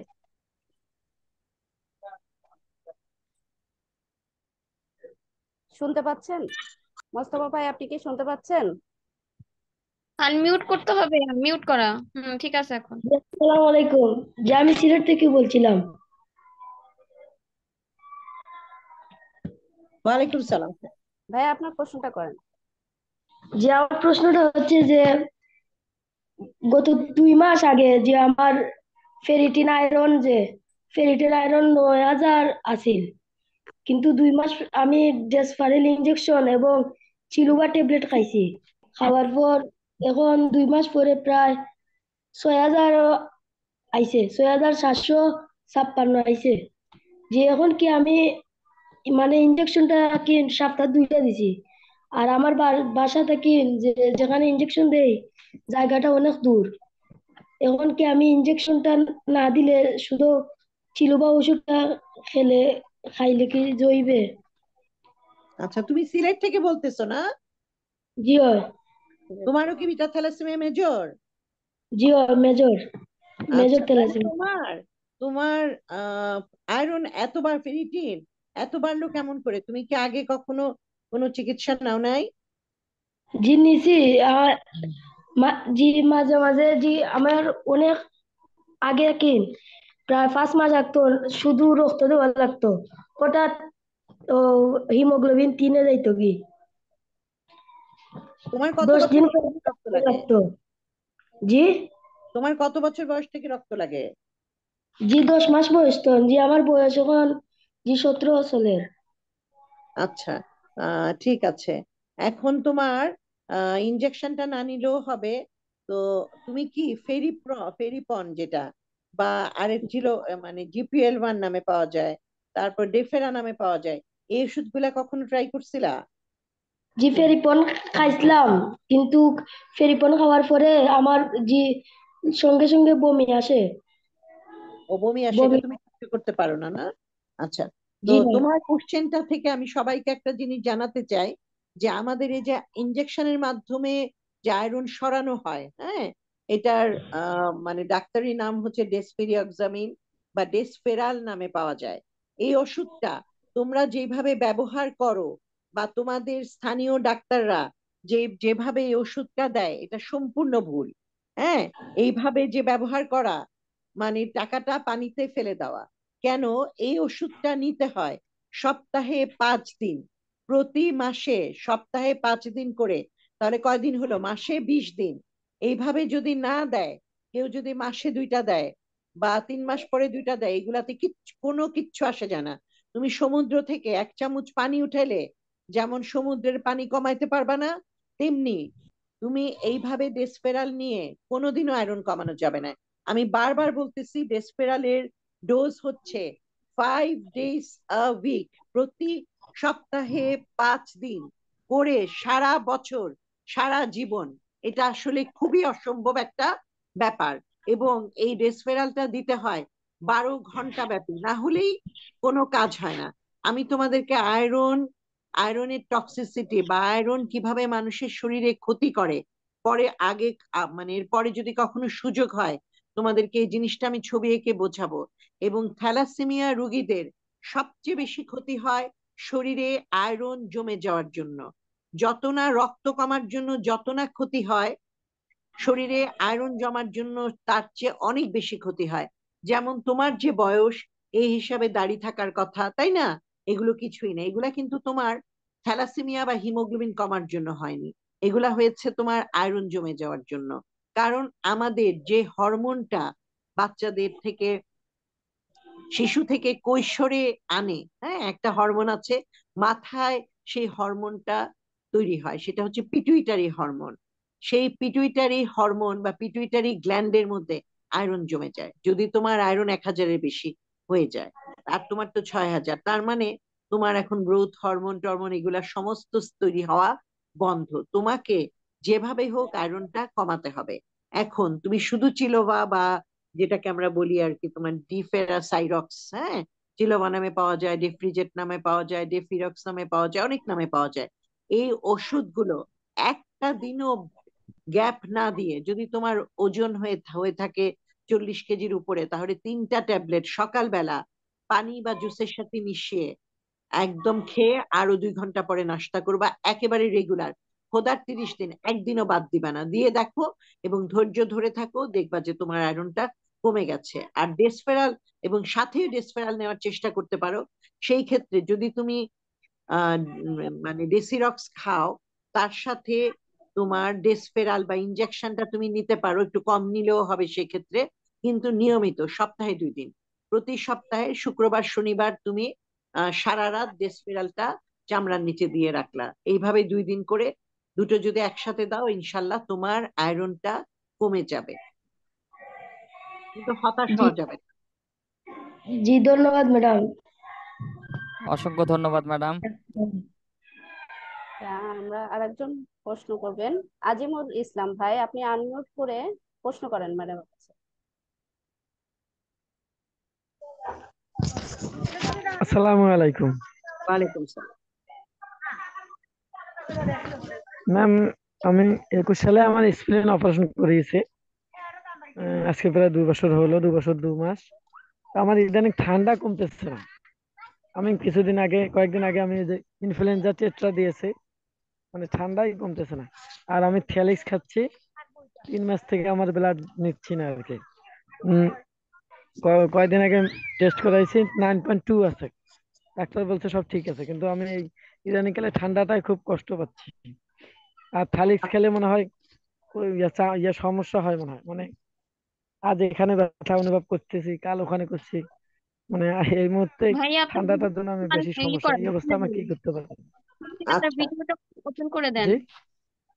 ভিডিওটা অন আপনার করেন ম্যাডাম, ভিডিওটা অন ভিডিও। করে দেন, ভিডিও ছবি। ও ঠান্ডা, ও বারবার ঠান্ডা ভিডিও। লাগার জন্য আপনি তো ইনফ্লুভ্যাক্স আচ্ছা। নিয়েছেন, আপনি কি মানে আরেকটা ইনজেকশন আছে নিমোভ্যাক্স, ওইটা কি ওইটা ওইটা প্রতি 5 বছর পর পর রিপিট করতে হয়, সেটা নিয়ে নিন। সেটা হয়তো 5 বছর হয়ে গেছে। হ্যাঁ, আমি আহ, ওটা নিয়েছি তো, প্রিভেনার 13। হ্যাঁ হ্যাঁ, প্রিভেনার 13 ওটা নিয়েছেন? ওটা তো অপারেশনের আগেই নিয়েছি। না, 5 বছর আর পর পর সার্জারি, বুস্টার ডোজ দিতে হয় প্রতি 5 হ্যাঁ আমার বছর। তো অপারেশনের আগে যেহেতু নিয়েছি, ডাক্তার বলছে 5 বছরের মধ্যে নিতে হবে। আমার না এখনো হ্যাঁ, 5 বছর 5 বছর হয়নি। হয়নি। আচ্ছা, তা আপনি এক্ষেত্রে হতে পারে যে অ্যালার্জির জন্য আপনার এরকম হতে পারে, বারবার ঠান্ডা লাগছে। তো সেই ক্ষেত্রে আপনি মোনাস্টেনটা, এই যে শীতের সময়টা, এই 2টা মাস আপনি মোনাস্টেন খেতে পারেন। তারপর টোফেন রাত্রে 1 মিলিগ্রামের টোফেন রাতে জি খেতে আমি পারেন, খাচ্ছি, নতুন করে ফিক্সোমিন না। খাচ্ছি আর মোনাস্টেন আমি প্রতিদিন খাচ্ছি। হ্যাঁ, আর যাদের খুব বেশি আর বাড়িতে আশেপাশে সর্দি লাগে তাদের কাছে একটু কম গেলেন তাতেই হবে, এতে আর তেমন আর কোনো সমস্যা টিকামেট নেই। তো কিছুদিন ধরে খাচ্ছি, টিকামেট, অ্যাজমাসল, এগুলো মানে ও, প্রায় নিচ্ছি। আপনার কি অ্যাজমার সমস্যা আছে তার মানে? না ওই আমি 2 মাস আগে আমি ডাক্তারকে দেখাইছিলাম, আমার নাক নাকি ব্লক হয়ে গেছিল, তখন ওরা আমাকে আফরিন দিয়েছিল, টিকামেট, তারপরে ওদিকে আবার একটা স্প্রে আছে নাকের, কি জানি ভুলে গেলাম নামটা, ওই অনেক স্প্রেটা ধরনের দিয়েছিল। স্প্রে আছে, নাকে স্টেরয়েড স্প্রে দেওয়া হয়। হ্যাঁ, এটা আপনার ঠিক খুব যে থ্যালাসেমিয়ার সাথে সংযুক্ত তা না, এরকম অনেকেরই অ্যালার্জিক প্রবলেম হতে পারে। আপনি চিকিৎসা চালিয়ে যান, এটা খুব বেশি দিন স্থায়ী থাকবে না। মানে আসলে আমাদের দেশের এখন এনভায়রনমেন্টটাও দেখা যায় যে গাছ কাটা বা সবকিছু মিলিয়ে দূষিত একটা আবহাওয়া, সেই কারণেও শুধু আপনার না, সবারই রোগ শোক অনেক বেশি হচ্ছে। বিশেষ করে ঠান্ডা লাগা বা সর্দি কাশি, এগুলার প্রকোপ, বাংলাদেশের রেসপিরেটরি ইনফেকশনের প্রকোপ অনেক বেড়ে গেছে। এটা আমাদের এনভায়রনমেন্টাল পলিউশনের জন্য, বা যেটা বলি আমরা যে আমাদের আবহাওয়া দূষণের কারণে হচ্ছে। এটা শুধু আপনার একার না, সবারই অনেক বেশি হচ্ছে। বা দেখা যায় যে কারো কাশি হলো ভালো হচ্ছে না, অনেক দিন ধরে থাকে। তো এই ক্ষেত্রে আপনার ভয় পাওয়ার কিছু না, আপনি ফ্যালিক্সটা চালিয়ে যান। তবে এক্ষেত্রে আপনাকে যেটা করতে হবে, আহ সাথে আপনি পুষ্টিকর খাবার খাবেন, সব ধরনের খাবারই। আর আয়রন যদি বেশি থাকে, আয়রনটা কমানোর চেষ্টা করবেন। আয়রন আমার মোর দ্যান 3000 আছে, ওই অ্যাকচুয়াল রিপোর্ট ওরা দেয়নি, ওরা লেখা, ওখানে লেখা আছে মোর দ্যান 3000। আমি ডেফ্রিজেট খাচ্ছি, জিপিওএল 1 প্রায় 1.5 মাসের মতো খেয়ে এখন ডেফ্রিজেট খাচ্ছি, এই আচ্ছা, 15-20 দিন এসিডিটিটা ধরে। রেগুলার খাবেন, একদিনও বাদ দিবেন না। আয়রন চিলেশনের একটা সবচেয়ে বড় ব্যাপার হলো যে সার্বক্ষণিক শরীরে, মানে আমাদের যে জি আয়রন গুলা বা লোহা গুলা থ্যালাসেমিয়া রোগীদের বেশি বেড়ে যায়, তারা প্রতিনিয়ত শরীরের ক্ষতি করতে থাকে। তো সেই ক্ষেত্রে চব্বিশ জি ঘন্টা জি, যাতে করে আপনার এই যে যে ওষুধটা খাচ্ছেন আপনি, ডেফ্রিজেট বা যে জিলেটিং এজেন্টটা খাবেন, ডেফ্রিজেট। 24 ঘন্টা কাভারেজ দেয়, সেই ব্যবস্থা রাখতে হবে। সেই জন্য আপনি ধরেন, আমি বলি অর্থনৈতিক অনেক সমস্যা থাকে অনেক সময়, টাকার জন্য কেনা যায় না, সেই ক্ষেত্রে আপনি যেটা করবেন, আপনার আহ নিয়মিত খেতে হবে। যদি ডোজ 2টা হয়, সেক্ষেত্রে একটা করে হলেও 30 দিন খাবেন। কিন্তু 2টা করে আপনি 15 দিন খেলেন আবার বাদ দিয়ে দিলেন, এটা করবেন না। সব সময় যেন আপনার শরীরে এই চিলেটিং এজেন্ট বা যেটাকে আমরা বলি ওষুধটা, আয়রন চিলেটিং ওষুধটা যেন সার্বক্ষণিক শরীরে থাকে। তাহলে আয়রন আহ, বেড়ে যাওয়ার কারণে যে সমস্ত ক্ষতি হয়, সেই ক্ষতির পরিমাণটা কমে যায়। বিশেষ করে লিভার এবং হার্ট, আরেকটা হচ্ছে প্যানক্রিয়াস, যেখান থেকে আমাদের আহ হরমোন তৈরি হয়, ডায়াবেটিসের হরমোন তৈরি হয়, ইনসুলিন তৈরি হয়। এই জায়গাগুলোতে এত বেশি আয়রন রিলেটেড ড্যামেজ বা আয়রন রিলেটেড যে ক্ষতিটা এত বেশি হয়, সেই জন্য এই জায়গাগুলোকে প্রোটেক্ট করার জন্য সার্বক্ষণিক, যখনই আয়রন বেড়ে যাবে, একদম নিয়মিত, অনেক সময় দেখা যায় ইচ্ছা করছে না, আলসেমি করে অনেক সময় খাওয়া হয় না, এই জিনিসটা করবেন না। আপনার সকালের নাস্তা করাটা যেমন জরুরি, নাস্তার আগে এই ওষুধটা খাওয়াও তেমনি জরুরি ভাবে আপনাকে নিয়মিত ওষুধটা খেতে হবে। আর আপনার এখন 9 থাকছে, যদি 9 না থাকে, আপনার যদি 8ও থাকে, তাহলে আপনি আর রক্ত দিবেন না। কারণ হচ্ছে যে এখন আপনাকে অ্যাট এনি কস্ট আয়রনটা কমাতে হবে। আপনি নিজেই দেখবেন যে যখন আয়রনটা আপনার সহনীয় লেভেলে, অর্থাৎ 1000-এর নিচে, এখন 500-র নিচে রাখতে বলে, তো হয়ে যায়, তখন দেখবেন আপনার শরীরটা কত ভারহীন মনে হয়, এবং অলমোস্ট মনে হবে যে আপনার শরীরে কোনো অসুখই নেই। ঠিক আছে, তার মানে ম্যাম যতদিন আয়রন কমেনি মানে এইভাবে চলতে থাকবে, আয়রন এইভাবে কমানোর পরে পরবর্তী পদক্ষেপ নেবে আর কি। জি জি। জি ধন্যবাদ ম্যাম, আসসালামু আলাইকুম। অসংখ্য অসংখ্য ধন্যবাদ ভাই। কামরুল ইসলাম ভাই, আপনি আপনার প্রশ্ন করেন, আনমিউট করে আপনি আপনার প্রশ্ন করেন। একটু শর্টে করবেন প্রশ্ন, আমাদের যেহেতু সময় স্বল্পতা আছে, ম্যাডাম আছেন, একটু শর্টে প্রশ্নগুলো করবেন। কামরুল ইসলাম ভাই, আপনি আনমিউট করে আপনার প্রশ্ন করুন।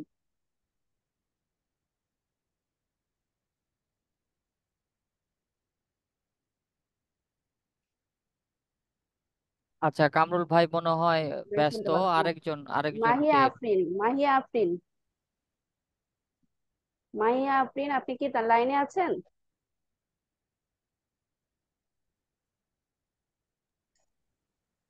আচ্ছা, হ্যাঁ, আপনি আপনার প্রশ্ন করুন। জি, আপনি কোথা থেকে আসসালামু বলছেন আলাইকুম। বলে প্রশ্ন করুন। জি। জি, আমার মেয়ের বয়স চলছে এখন 15 মাস। ওর ইবিটা থ্যালাসেমিয়া। ওর যখন 7 মাস বয়স থেকে ওকে ব্লাড দেওয়া লাগে। এখন সমস্যা হচ্ছে, ওর যখন 12 মাস ওকে ডাক্তার থ্যালিক্স খেতে দিয়েছিল। থ্যালিক্স খাওয়ার পরে কাজ করছিল, কিন্তু ওর শরীর সমস্ত ফুলে গেছিল। তখন ডাক্তারকে দেখালাম, উনি বললেন যে একজন শিশু কিডনি বিশেষজ্ঞকে দেখাতে। তারপর আমরা দেখালাম। তারপর দেখানোর পর ওর প্রস্রাবের সঙ্গে প্রোটিন নামছে, 3+ প্রোটিন নামছে। সমস্ত শরীর এখন ফুলে আছে। সমস্যা হচ্ছে, কিছু খাবার দাবার খাই না। আচ্ছা, ওর কি কিডনিতে কোনো সমস্যা আছে? জি, একটু একটা ছোট একটা বড় কিডনি সমস্যা। ও, ওর আগে থেকে কিডনির সমস্যা? তার মানে জি ওর একদিকে বিটা থ্যালাসেমিয়া, আরেকদিকে কিডনির সমস্যা। জি ও, এই ক্ষেত্রে আসলে ওর তো রক্ত দিচ্ছেন, পরবর্তীতে ওর কিডনি যদি সমস্যা থাকে, ক্রিয়েটিনিন বেশি থাকে, সেক্ষেত্রে বাচ্চার আপনার আয়রন চেলেশন নিয়ে বেশ কিছু সমস্যা হবে। কারণ ডেসপেরাল বা যেটা আমরা ইনজেকশনের মাধ্যমে দিই, সেটা দেওয়া ছাড়া আর কোনো ওষুধই ওকে দেওয়া সম্ভব হবে না। তো আপনার সবসময় ভালো একজন ডাক্তারের পরামর্শে থাকতে হবে। আপনি জি শিশু হাসপাতালে আসতে পারেন বা আমার কাছে আসতে পারেন। আমার মনে হয় আপনার এই বাচ্চাটার একটা বিশেষ কেয়ার লাগবে, কিন্তু তার কিডনি ডিজিজ প্লাস থ্যালাসেমিয়া দুটোই আছে। জি, মানে সঠিক ওর সব কাগজপত্র না দেখে একদম সিরাম যেখানে যাচ্ছি ক্রিয়েটিনিন, মানে সেখানে চিকিৎসা পাচ্ছে, এটাই সমস্যা হচ্ছে ম্যাডাম। সব ধরনের কাগজপত্র না দেখে আমি এখানে আসলে বলতে পারছি না যে ওর কিভাবে জি ট্রিটমেন্ট করতে হবে। আর ওর যদি আপনি আপনি ওকে কখনো হাইড্রোনিক্স খাইয়েছিলেন? জি, হাইড্রোনিক্স খাইনি, থ্যালিক্স ছিল ডাক্তার। আচ্ছা, থ্যালিক্সি সাধারণত কিডনিতে কোনো সমস্যা করে না। এটা ওর ছোটবেলা থেকেই কিডনির সমস্যা, এই কারণেই হয়তো এরকম হয়েছে। তো যাই হোক, সব পেপার টেপার না দেখে ওর ব্যাপারে আমি খুব ভালো বলতে পারবো না। ও একদম খুব মানে সিরিয়াস ধরনের একটা অসুখ, কারণ দুইটা অসুখ একসাথে, এক্ষেত্রে খুব ভালোভাবে ট্রিটমেন্ট করতে হবে। ম্যাডাম ঠিক আছে, আপনি শিশু কিডনি বিশেষজ্ঞ এবং হেমাটোলজিস্ট তাদের যৌথ উদ্যোগে করতে হবে। আপনি ঢাকায় জি আসলে আমি এইভাবে ব্যবস্থা করে দিতে পারবো। জি, আচ্ছা ম্যাডাম, ধন্যবাদ। ধন্যবাদ আপনাকে। ম্যাডাম, যেহেতু থ্যালিক্সের কথা আসলো, আমি একটু বলি। ম্যাডাম, এই থ্যালিক্সটা আমাদের শরীরে কিভাবে কাজ করতেছে, এই বিষয়ে যদি আপনি একটু থ্যালিক্স সম্পর্কে যদি আমাদেরকে একটু বলতেন। এখন তো অনেক রোগীকেই দেখতেছি আমরা থ্যালিক্স খাচ্ছে এবং তাদের 2 মাস বা 3 মাস ব্লাড ট্রান্সফিউশন লাগছে না। তো এই বিষয়টা যদি আপনি একটু বলতেন। আসলে হয়েছে কি, তোমার এমনিতে তো যাদের থ্যালাসেমিয়া, যে আমি যেটা বললাম আর কি, যে এখন পর্যন্ত মানে এটাই হয়তো আমার আজকে লাস্ট ইয়ে থাকবে আর কি। তোমাদের যেটা ভুল ধারণা আর কি, আমাদের যে থ্যালাসেমিয়াকে আমরা সব থ্যালাসেমিয়াকে একই মনে করি। আসলে থ্যালাসেমিয়া ইজ এ হিটারোজেনাস ডিসঅর্ডার, মানে একই রকম না, হোমোজেনাস কিছু না, এটা এক এক রকম। হ্যাঁ, অর্থাৎ কারো থ্যালাসেমিয়া রক্ত দিতেই হবে, কারো দেয়ার একেবারে প্রয়োজনই নাই, কারো হঠাৎ হঠাৎ দিতে হবে। ভালো করে শোনো, এইভাবেই ভাগ করেছে: মেজর, ইন্টারমিডিয়া এবং মাইনর।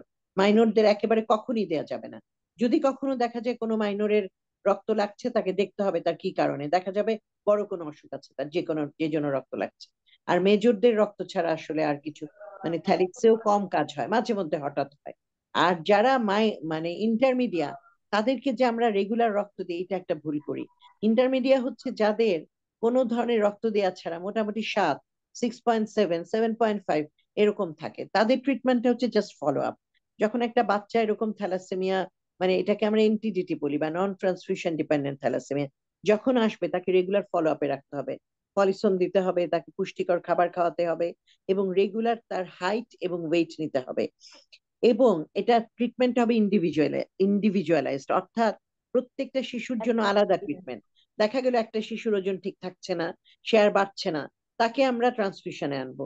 কিন্তু এমন অনেক শিশু আছে যাদের কিছুই হয় না, স্প্লিনও বড় হচ্ছে না, সাথে শেষ নর্মাল ভাবে ডেভেলপ হচ্ছে, সেই বাচ্চাকে রক্ত দিয়ে আমরা ক্ষতি করে ফেলি। এই জিনিসটা আমাদেরকে মনে রাখতে হবে যে থ্যালাসেমিয়া ইন্টারমিডিয়া বা যাদের নর্মালি ট্রান্সফিউশন ছাড়া 6-7-এর কাছাকাছি থাকে, তাদের ট্রিটমেন্টটা হবে একেবারেই ইন্ডিভিজুয়ালাইজড।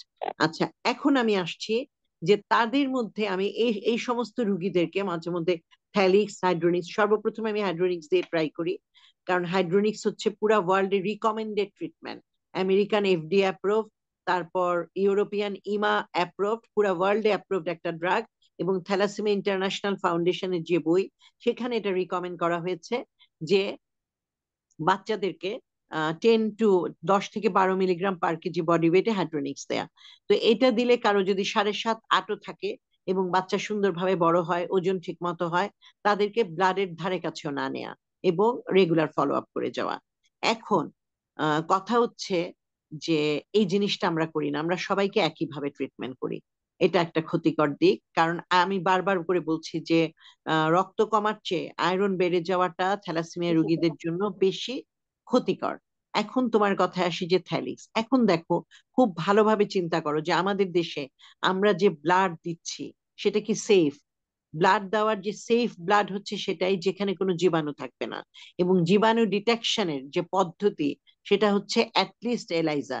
সেখানে আমাদের বাংলাদেশে যত ব্লাড ব্যাংক আছে সেখানে যেভাবে টেস্ট করা হয় হেপাটাইটিস বি এবং সি, সেখানে আইসিটি বা জাস্ট কাগজ দিয়ে ইমিউনোক্রোমাটোগ্রাফি টেস্ট করা হয়, অর্থাৎ আমরা সেফ ব্লাড দিতে পারছি না। আমি কেন আমাদের অনেকেই, আমি চেষ্টা করি প্রত্যেকেই ট্রান্সফিউশন না দিয়ে ওষুধের মাধ্যমে ভালো রাখতে, এটা একটা কারণ আমার, কারণ আমি তো সেফ ব্লাড দিতে পারছি না। পুরো ওয়ার্ল্ডে যে চিকিৎসা যেটা রিকমেন্ডেড সেই ট্রিটমেন্ট আমি আসলে দিতে পারছি না, আমি আনসেফ ব্লাড দিচ্ছি।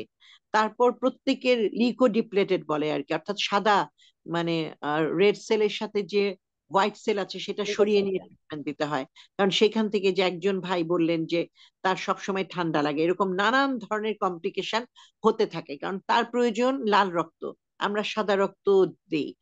বলতে পারো যে প্যাকড রেড সেল, হ্যাঁ প্যাকড রেড সেলেও সাদা থাকে, প্লাজমা থাকে, সেটা সরানো হয় একটা ফিল্টারের মাধ্যমে। পুরা ওয়ার্ল্ডে ফার্স্ট ওয়ার্ল্ড কান্ট্রিতে তোমার লিকোডিপ্লেটেড ব্লাড দেওয়া হয়, আমরা সেটা দিতে পারি না, দেওয়ার প্রশ্নই উঠে না, কোথায় পাবো আমরা এত টাকা? এমনকি প্যাকড সেলকে যে আলাদা করে দেওয়া, সেটা ঢাকায় এবং বেশ কিছু বড় সেন্টার ছাড়া কোথাও নাই। দেখা যায় ব্লাডটা ঝুলায় রাখে, সেই ঝোলানো ব্লাডটা বাচ্চার শরীরে দেওয়া হয়, অর্থাৎ আমরা সেফ ব্লাড ট্রান্সফিউশনই করতে পারছি না। সেই ক্ষেত্রে আমি আসলে নিরুপায় হয়ে বলতে পারো যে অল্টারনেট হিসাবে আমরা থ্যালিক্স দিচ্ছি, কারণ এখনো ওয়ার্ল্ডে থ্যালিক্স কোনো রিকমেন্ডেড ট্রিটমেন্ট না। তাহলে আমরা থ্যালিডোমাইড দিচ্ছি আমাদের সামাজিক পরিপ্রেক্ষিতে, এবং আমাদের শিশুরা, মা বাবা যদিও কষ্ট করে ব্লাড জোগাড় করতে পারে, ব্লাড জমে যে আয়রন বেড়ে যাচ্ছে সেটা কমানোর টাকার জোগাড় করতে পারে না। সেই জন্য একটু আগেই দেখলা যে যারা কথা বললো, যে কয়জন কথা বললো, একজন বলল তার এই, আমার আগে যে পেশেন্ট কথা বললো, মানে এখন জাস্ট পূর্ববর্তী পেশেন্ট, উনি বললেন ওনার ফেরিটিন হচ্ছে 3000। মাই গড, কত বেশি! আরেকজন বললো 6000। 9,000, তাহলে হ্যাঁ, দেখো 6,000। ব্লাড দিতে পারলেও তার আয়রন সরাতে পারে না। মানে এবং আয়রনের মানে আয়রনের যেটা আমরা যেটা বলি আয়রন লোডিং এর জন্য এনিমিয়া, বা আয়রন লোডেড হয়ে যে সমস্ত লিভার ড্যামেজ হয়ে যায়, কার্ডিয়াক ড্যামেজ হয়, এতে করে মানে তাদের জন্ম মানে মৃত্যু হারটা বা যেটাকে আমরা বলি মরবিডিটি সেটা বেড়ে যায়। তো সেই ক্ষেত্রে আমি থ্যালিক্স, এত কথা বললাম, এখন আমি থ্যালিক্স যেটা কিভাবে কাজ করে। আমাদের যে থ্যালাসেমিয়াটা, হ্যাঁ, সেখানে বারবার বলছি এনিমিয়ার জন্য কিন্তু যত না সমস্যা হয় তার চেয়ে বেশি সমস্যা হয় রক্ত ভাঙ্গার কারণে। কারণ এনিমিয়া আরো অনেক, অ্যাপ্লাস্টিক এনিমিয়া এছাড়া আরো অনেক অসুখ আছে যেখানে মানুষের রক্ত উৎপন্ন হয় না, হ্যাঁ। সেক্ষেত্রে কিন্তু থ্যালাসেমিয়ার যে চেহারা হয়ে যায়, পেটে যে প্লীহাটা বড় হয়ে যায়, এগুলো কিছুই থাকে না। তাহলে থ্যালাসেমিয়া রোগীদের আসলে রক্ত শূন্যতাটা মেইন সমস্যা না। তাদের সমস্যাটা হচ্ছে রক্ত ভাঙা। সেই রক্তগুলা কোথায় ভাঙে? স্প্লিনে ভাঙে। ফলে প্লীহা বিশাল বড় হয়ে যায়। প্লীহা যখন কেটে ফেলে তখন দেখা যায় লিভারে ভাঙা শুরু হয়ে যায়। এই সমস্ত কারণে থ্যালাসেমিয়া রোগীদের আর মানে সমস্যা বেশি হয়। এই রক্ত ভাঙাটা যা একে আমরা বলি ভেঙে যাওয়ার জন্য শরীরে কি হয়, তখন বডি বেশি বেশি করে রক্ত তৈরি করতে থাকে। এটাকে ইনইফেক্টিভ ইরাইথ্রোপয়েসিস বলি আমরা, বা অতিরিক্ত রক্ত উৎপন্ন করতে থাকে ওরা। একদিকে উৎপন্ন করছে আর এদিকে ভেঙে যাচ্ছে। যতই ভেঙে যাচ্ছে সে আরো বেশি বেশি করে রক্ত উৎপন্ন করছে। রক্ত উৎপন্ন করতে যে আমাদের রক্ত উৎপন্ন হয় আসলে আমাদের যে লং বোনস বা লম্বা যে হাড়গুলো আছে সেগুলার মাথাতে, লং বোনসের, যেমন আমাদের ফিমার বা হাঁটুতে তৈরি হয়, হিউমারাস বা হাতের মানে সন্ধিতে তৈরি হয়, সেগুলা জায়গা ছাড়িয়ে সমস্ত শরীরে রক্ত উৎপন্ন শুরু হয়। আমাদের মানে সমস্ত জায়গায় রক্ত তৈরি হতে থাকে। ফলে অন্য বোনস গুলো পাতলা হয়ে যায়, হাড়গুলো হালকা হয়ে যায়, মাথাটা বড় হয়ে যায়, চোয়ালের হাড়গুলো উঁচু হয়ে যায়, লিভার বড় হয়ে যায়, স্প্লিন বড় হয়ে যায়। এটাকে আমরা ইনএফেক্টিভ ইরাথ্রোপয়েসিস বলি। তো থ্যালিক্স যেটা করে যে যে অতিরিক্ত রক্ত উৎপন্ন হওয়াটা সেটাকে কমায়। কিভাবে কমায়?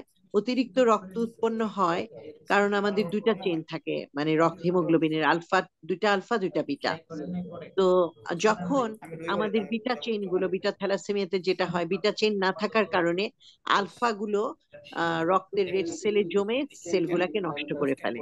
কিন্তু থ্যালিক্স করে কি, হিমোগ্লোবিন এর বা আমাদের আরেকটা হিমোগ্লোবিন আছে গামা হিমোগ্লোবিন, সেটা বাড়িয়ে দেয়। সেটা বাড়িয়ে দেওয়ার জন্য এই যে অধিক রক্ত ভেঙে যাওয়া সেটা কমিয়ে ফেলে। এই জন্য দেখা যায় থ্যালিক্স খেলে শুধু যে রক্তটা কম লাগে তা না, স্প্লিন সাইজও আস্তে আস্তে ছোট হয়ে যায়। তো এইগুলো বেশ কিছু ভালো কাজ করে। তাহলে আমরা বলতে পারি যে ইনএফেক্টিভ ইরাথ্রোপয়েসিসটা কমিয়ে থ্যালিক্স হিমোগ্লোবিনটা বাড়ায়, বা যেটাকে আমরা বলি চেইন ইমব্যালেন্স। এটা আসলে সায়েন্টিফিক ব্যাপার, তো বুঝতে তোমাদের একটু মানে সহজভাবে বললে যেটা হয়, রক্ত ভাঙার পরিমাণটা কমে যায়। ম্যাম এখানে একটু ইন্টারাপ্ট করছি ম্যাম। সবাই বলে থ্যালিক্স এর অনেক ধরনের সাইড সাইড ইফেক্ট, তো ইফেক্ট আমিও আসতেছি দীর্ঘমেয়াদী সাইড ইফেক্ট গুলো কি কি হতে পারে?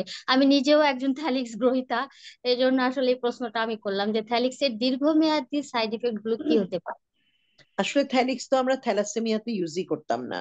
হ্যাঁ, থ্যালিক্স এটা অনেক পুরানো একটা ওষুধ। সর্বপ্রথম এটা মানে অ্যান্টিএমেটিক বা বমির ওষুধ হিসাবে তৈরি হয়েছিল অনেক আগে। তখন দেখা গেল যে মানে বেশ কিছু বাচ্চা হাত নেই পা নাই এরকম ভাবে কিছু বাচ্চা, ফকোমেলিয়া বলে, বাচ্চা জন্মগ্রহণ করছে। হ্যাঁ, তারপর থ্যালিক্সটা বন্ধ করে দেওয়া হয়েছিল। অর্থাৎ বাচ্চা পেটে কেউ যদি থ্যালিক্স খায় তাহলে মারাত্মক অ্যাবনর্মাল শিশু জন্মগ্রহণ করবে। এই ব্যাপারে সবার সচেতন থাকতে হবে। অর্থাৎ রিপ্রোডাক্টিভ এজে যার বিবাহিত মেয়েদের থ্যালিক্স খাওয়া উচিত না, কারণ ভুলে অনেক সময় প্রেগনেন্ট হয়ে যেতে পারে, 1 নাম্বার। তো এইটা থ্যালিক্স বন্ধ ছিল। পরবর্তীতে মাল্টিপল মায়োলোমা বা হাড়ের ক্যান্সার এটা ব্যাপকভাবে ব্যবহার করা শুরু হলো, কারণ হাড়ের ক্যান্সার এটা বেশিরভাগই বয়স্ক লোকদের, বয়স্ক নারীদের হয়। তো আমরা থ্যালিডোমাইড 100 মিলিগ্রাম, 300 মিলিগ্রাম ব্যবহার করতাম। তারপর চায়নাতে দেখা গেল একজন থ্যালাসেমিয়া রোগী, তার মাল্টিপল মায়োলোমা বা এই যে হাড়ের ক্যান্সারটা হলো, তাকে যখন থ্যালিড দেওয়া হলো, মানে থ্যালিডোমাইড দেওয়া হলো, মানে ক্যান্সারের চিকিৎসা হিসাবে, তারা রক্ত লাগছে না।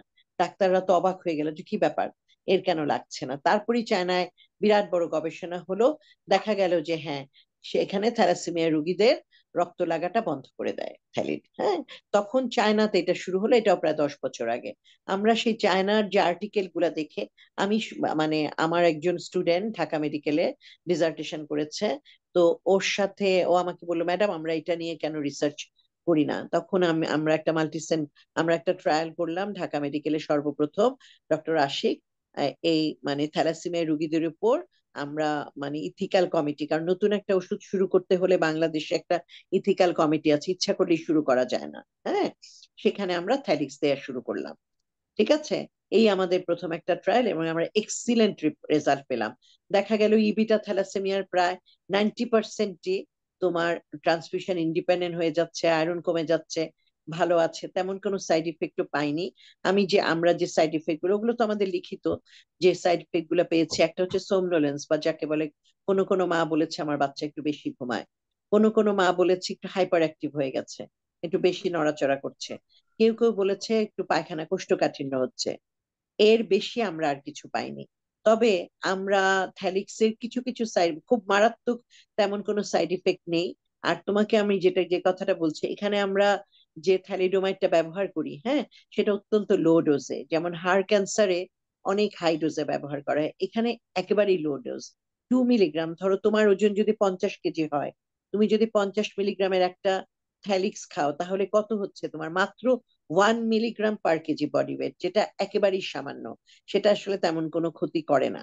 আর বাচ্চাদের ক্ষেত্রে আমরা যেটা করি, ছোট শিশু যদি হয়, 2 to 3 milligram per K G body ওয়েটে দেই, ম্যাক্সিমাম 5 মিলিগ্রাম। এতে যদি কাজ না হয়, তাহলে আমরা থ্যালিক্স দিই না। তাহলে যে ইচ্ছে সে বাসায় বসে থ্যালিক্স খাওয়া যাবে না, এটা অবশ্যই মনিটরে কোনো রাখা। হেমাটোলজিস্ট এবং যে ডাক্তার থ্যালিক্সের সাইড ইফেক্ট সমস্ত কিছু সম্বন্ধে জানে, তাদের কথাই। ধরো একজন থ্যালাসেমিয়া রোগী খাচ্ছে, আরেকজনের মা ভাবলো আমার বাচ্চাটাকে এনে খাওয়াই না, এইভাবে থ্যালিক্স খাওয়ানো যাবে না। এবং আমি যাদেরকে থ্যালিডোমাইড দিচ্ছি, তাদের সমস্ত সাইড ইফেক্ট গুলো সবসময় আমি মনিটর করি, এবং কোন রকম সমস্যা হলে সাথে সাথে বন্ধ করে দিই। এবং ডোজ কখনই আমি 3 মিলিগ্রাম পার কেজি বডি ওয়েটের বেশি দিই না। এর মধ্যে যাদের কাজ হয় তাদেরকে দিই। তবে বড় একটা, মানে আমি আমার আমার পরবর্তী আরেকটা রিসার্চ করছি, সেখানে আমি দেখেছি যে থ্যালিডোমাইডের সাথে যদি হাইড্রিয়া দেয়া হয়, তাদের এক্সিলেন্ট রেজাল্ট পাওয়া যায়। হ্যাঁ, সেখানে 10 মিলিগ্রাম পার কেজি বডি ওয়েটে দুটো মিলেও কাজ করে, সবার না, এগুলো আসলে এখনো এক্সপেরিমেন্টাল পর্যায়ে আছে। তবে ম্যাম আমি যে কথা, আমি একটু বলছি এখানে, একটু ইন্টারাপ্ট করছি। ম্যাম হ্যাঁ, এটা লিডোমার যেহেতু অনেক ভালো কাজ করছে, আপনি আপনি অনেক অনেক পেশেন্টকে দেখছেন, তো কেন এটা থ্যালাসেমিয়া ইন্টারন্যাশনাল ফেডারেশন অ্যাপ্রুভ করছে না? তাহলে তো আরো বেশি এটা আমরা ইউজ করতে পারি। আচ্ছা, থ্যালাসেমিয়া ইন্টারন্যাশনাল টিফে তোমার এটা আমাদেরই দোষ, কেন করছে না? এগুলো যখন কোনো একটা ঔষধকে, হ্যাঁ, মানে এফডিএ অ্যাপ্রুভ করে, আমেরিকান দুটো, মানে দুটো জায়গায় অ্যাপ্রুভ হলে সেটা থ্যালাসেমিয়া ইন্টারন্যাশনাল ফাউন্ডেশন এটাকে অ্যাপ্রুভাল দিবে। এক নাম্বার হচ্ছে এফডিএ, হ্যাঁ, আরেকটা হচ্ছে ইমা, ইউরোপিয়ান ইউনিয়ন। এই দুই জায়গা থেকে যদি তোমার অ্যাপ্রুভ না হয়, ওরা কখনই অ্যাপ্রুভ দিবে না। ওরা তো আর মানে অ্যাপ্রুভ দেয়ার কেউ না, যতক্ষণ পর্যন্ত না যেটা, মানে অথরিটি বডি হচ্ছে এফডিএ এবং ইমা। আচ্ছা, কেন হচ্ছে না? এটার কারণটা হচ্ছে মাল্টি সেন্টার ট্রায়াল হতে হবে। মানে বাংলাদেশে একটা জায়গায় তা না, অনেকগুলো সেন্টারে ট্রায়াল হবে এবং প্রসপেক্টিভ ট্রায়াল হবে। ধরো 10 বছর ধরে ওষুধটা দেয়া হচ্ছে, তারপর সেই ট্রায়ালে যদি সেফ হয় তখন, হ্যাঁ, ফেজ 2 ট্রায়াল। তো সেটা তো আমরা করছি না, টাকা পয়সা ও অনেক ব্যাপার আছে, সবকিছু মিলে কেউ যদি স্পন্সর করে। আমি অলরেডি ইউরোপিয়ান ইউনিয়নে, মানে আমাদের একজন ডাক্তার আছে আহ আহ, লন্ডনে, উনি হেমাটোলজিস্ট, ওনার সাথে আমরা কথা বলেছি। যে টিফের একজন, তোমরা টেলফার, উনি আসেন অনেক সময় থ্যালাসেমিয়া সমিতিতে। তো ওনারা আমাদেরকে কথা দিয়েছে এই ধরনের একটা ট্রায়ালের জন্য আমাদের মানে ইয়ে করবে, আমাদের এখানে বাংলাদেশে ট্রায়ালটা শুরু করবে। তো ট্রায়ালে অ্যাপ্রুভ হলে হয়তো এটা অ্যাপ্রুভ পাবে। এটা একটা কারণ। আর 2 নাম্বার হচ্ছে আসলে পুরা ওয়ার্ল্ডেই তোমার এখন যে থ্যালাসেমিয়ার নতুন ওষুধটা অ্যাপ্রুভ হয়েছে, এটার নাম হচ্ছে রেবলোজিল। হ্যাঁ, অলরেডি অ্যাপ্রুভ হয়ে গেছে এবং চলছে ওষুধটা। এটা কোটি কোটি টাকা দাম। হ্যাঁ, টুয়েলভ কিন্তু এটা তো থাউজেন্ড ডলার আমাদের বাইরে অসম্ভব বেশি দাম। হ্যাঁ, অসম্ভব বেশি দাম। এখন আসলে পুরা ওয়ার্ল্ডে ওষুধ কোম্পানিগুলোর যে দৌরাত্ম্য, এগুলো তো কিছু করার নেই। ওরা মানে এখন ওয়ার্ল্ডের অন্যান্য জায়গায় থ্যালাসেমিয়া পেশেন্টদের সম্পূর্ণ ট্রিটমেন্ট সরকার বহন করে, ফলে রেবলুজিল দিচ্ছে, তারা পাচ্ছে। তো আমাদের মতো দেশ পাচ্ছে না, কিন্তু তারা তো পাচ্ছে, তাদের সমস্যা হচ্ছে না। ওদের ম্যাম, যে ট্যাক্স নেওয়া হয়, সেই ট্যাক্স গুলো এই যে সমস্ত ক্রনিক ডিসঅর্ডার, পুরা ওয়ার্ল্ডে জেনেভা কনভেনশন অনুযায়ী যখন কোনো শিশু ক্রনিক ডিসঅর্ডারে ভুগবে, তার সম্পূর্ণ দায়িত্ব সরকারের। ফার্স্ট ওয়ার্ল্ড কান্ট্রিতে এটা জেনেভা কনভেনশন অনুযায়ী, এবং সেখানে কিন্তু আমরাও সিগনেচার করি। কিন্তু আমরা তো আর সেটা করছি না। আসলে হওয়া উচিত ছিল যে থ্যালাসেমিয়া পেশেন্টদের ব্লাড দেয়া থেকে শুরু করে সবকিছু ফ্রি অফ কস্ট থাকবে। আচ্ছা ম্যাম, হাড়ের মারাত্মক ক্ষয় এটা কি থ্যালিক্সের কোনো দীর্ঘমেয়াদী মানে একটা না ইয়ে করে না, থ্যালিক্স হাড়ের ক্ষয় করে না, থ্যালিক্স নিউরোপ্যাথি করে, নার্ভে কিছু সমস্যা করে, তাও এত অল্প ডোজে করতে পারে না। এবং তবে হাড় ক্ষয় করে আরেকটা অসুখ, সেটা হচ্ছে ডেসফেরাল। হ্যাঁ, স্পাইনাল ডেসফেরালের বা যে ইনজেক্টেবল, দেখা যায় যে থ্যালাসেমিয়ার জন্য ছোট হয়ে নাই, কিন্তু ইয়ের জন্য ডেসফেরাল, ছোটবেলা থেকে যারা ডেসফেরাল নিচ্ছে, দেখা সেসব বাচ্চাদের দেখবা যে উপরের দিকটা লম্বা, কোমর থেকে পা পর্যন্ত একটু ছোট হয়ে আছে, মানে অ্যাবনর্মাল দৈহিক গঠন এটা করে ডেসফেরাল। আর ডিফেরিপ্রন সেও হাড় নষ্ট করে। আচ্ছা, এই ক্ষেত্রে আমি একটু বলছি যে যেমন আমেরিকাতে ডিফেরিপ্রন বা যেটাকে তোমরা GPL1 বা ডিফেরা বা ফেরিপন, হ্যাঁ, এই ওষুধ কিন্তু মাত্র 5 বছর আগে অ্যাপ্রুভ হয়েছে। ওরা আমেরিকানরা ব্যবহার করতো না। তারপর কিভাবে করলো, একটা বিরাট একটা মাল্টি সেন্টার ট্রায়াল হলো ইটালিতে, সেটাতে দেখা গেল যে মানে ফেরাসাইরক্স বা ডেসফেরল, হ্যাঁ, ওই যে যেটাকে আমরা বলি যে তোমার চিলোভা, তারপর ওদিকে হচ্ছে ডেসফেরাল, এইগুলো ঔষধের চেয়ে ফেরিপন বা GPL1 এরা হার্টের ভিতরে ঢুকে যায় এবং হার্টের আয়রন সরানোর জন্য এটা সবচেয়ে ভালো কাজ করে। এবং কারো যদি হার্টের সমস্যা হয়, পালমোনারি হাইপারটেনশন হয়, আয়রন জমে, বা অন্য কোনো হার্টের অসুখ হয়, অ্যারিথমিয়া হয়, তাদের ক্ষেত্রে ট্রিটমেন্ট অফ চয়েস হচ্ছে তোমার GPL1 বা ফেরিপন, অত্যন্ত ভালো কাজ করে। অথচ সেটা মাত্র 2-3 বছর আগে FDA অ্যাপ্রুভ করেছে, ওরা যখন ওদের দেশে মাল্টি সেন্টার ট্রায়াল হলো, কিন্তু ইউরোপিয়ান ইউনিয়নে এটা অনেক আগেই রিকমেন্ডেড ছিল। সেক্ষেত্রে থ্যালিক্সের ব্যাপারে চায়না খুব সম্ভবত মাল্টি সেন্টার ট্রায়াল হচ্ছে, তো সেক্ষেত্রে এটা মানে অ্যাপ্রুভ হতে পারে, আমার মনে হয় অদূর ভবিষ্যতে এটা অ্যাপ্রুভ হবে, অথবা আরো কোনো ভালো ঔষধ আসবে। প্রতিদিনই গবেষণা হচ্ছে, অনেকগুলো মাল্টি সেন্টার ট্রায়াল হচ্ছে।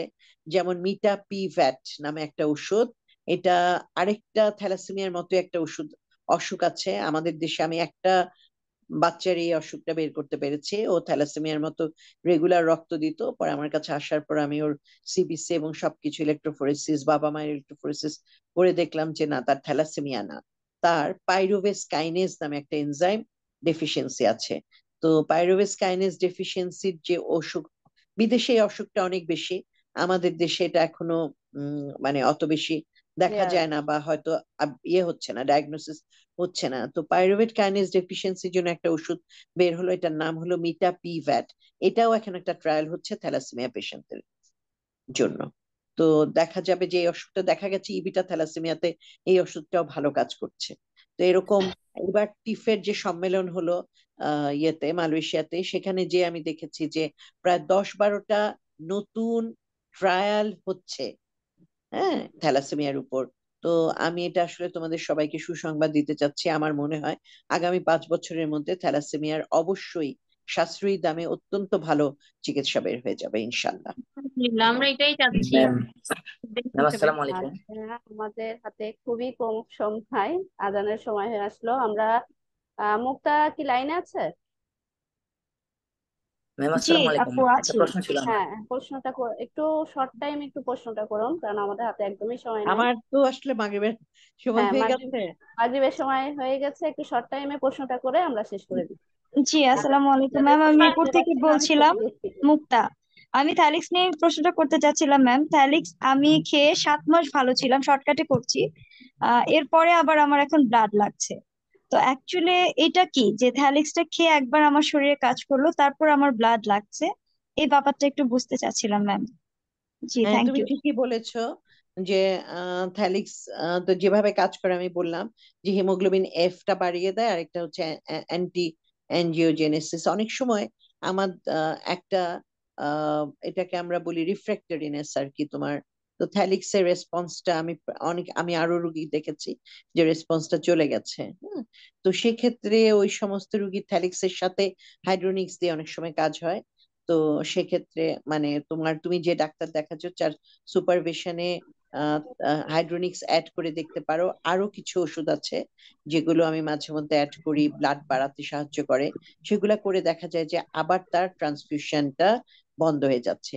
এক্ষেত্রে তোমাকে আমি একটা কথা বলতে পারি, তোমার যে 7 মাস রক্ত লাগেনি এর মধ্যে তো তোমার নিশ্চয় আয়রনটা কমে গেছে এবং তুমি আয়রনের ব্যাপারে সচেতন হয়েছো। এখন তোমার এই যে আয়রনটা কমে গেছে এটাকে তুমি কাজে লাগাও। তুমি রেগুলার একটা লো ডোজে, হ্যাঁ, ডেফ্রিজেট বা মানে চিলোভা এটা রেগুলার খেয়ে যাও, 250 করে হোক বা তার হাফ করে হোক, যাতে করে তোমার আর আয়রন না বাড়ে। হ্যাঁ, তাহলে তুমি মোটামুটি ভালো থাকবে, যদি রক্ত লাগে তাতেও। জি ম্যাম, ধন্যবাদ। আচ্ছা, আমি খুবই ম্যাডাম দুঃখিত আমাদের সময় স্বল্পতার জন্য প্রশ্ন সবার নিতে পারছি না, এবং ইভেন আমারও অনেক প্রশ্ন ছিল ম্যাডামের কাছে। আশা রাখতেছি ম্যাডামকে আমরা আরো সামনে পাবো, এবং অনেক প্রশ্ন অনেক কিছু জানার ছিল, আসলে সময় স্বল্পতার জন্য আমরা জানতে পারছি না। আজান শুরু হয়ে গেছে।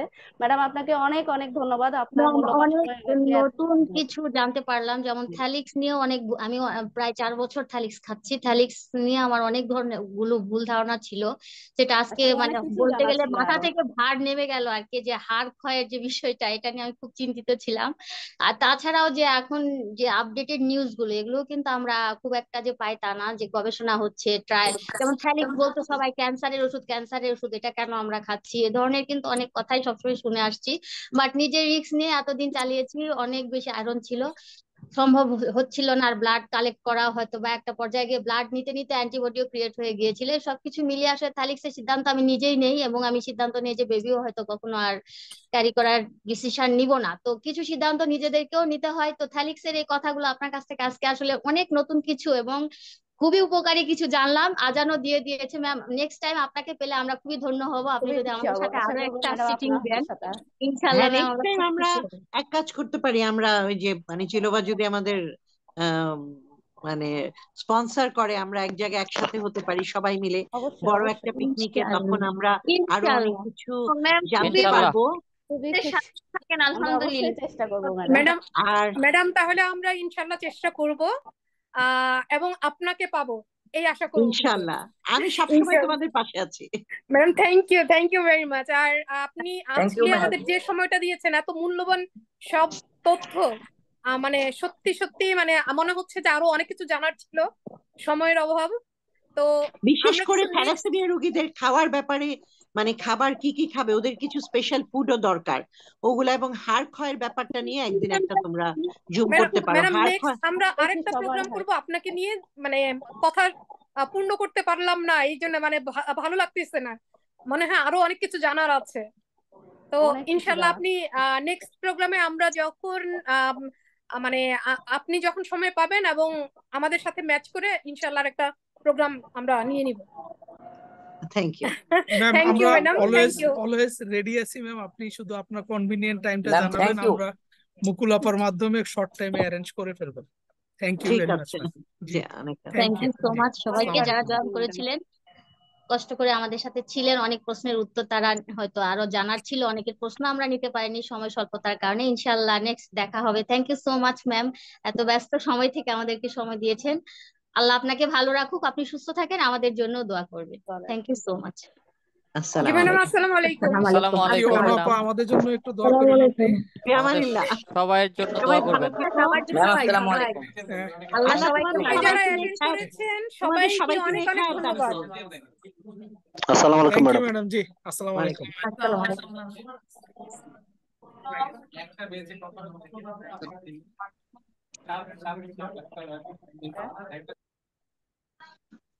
আপু লিভ নিলাম তাহলে।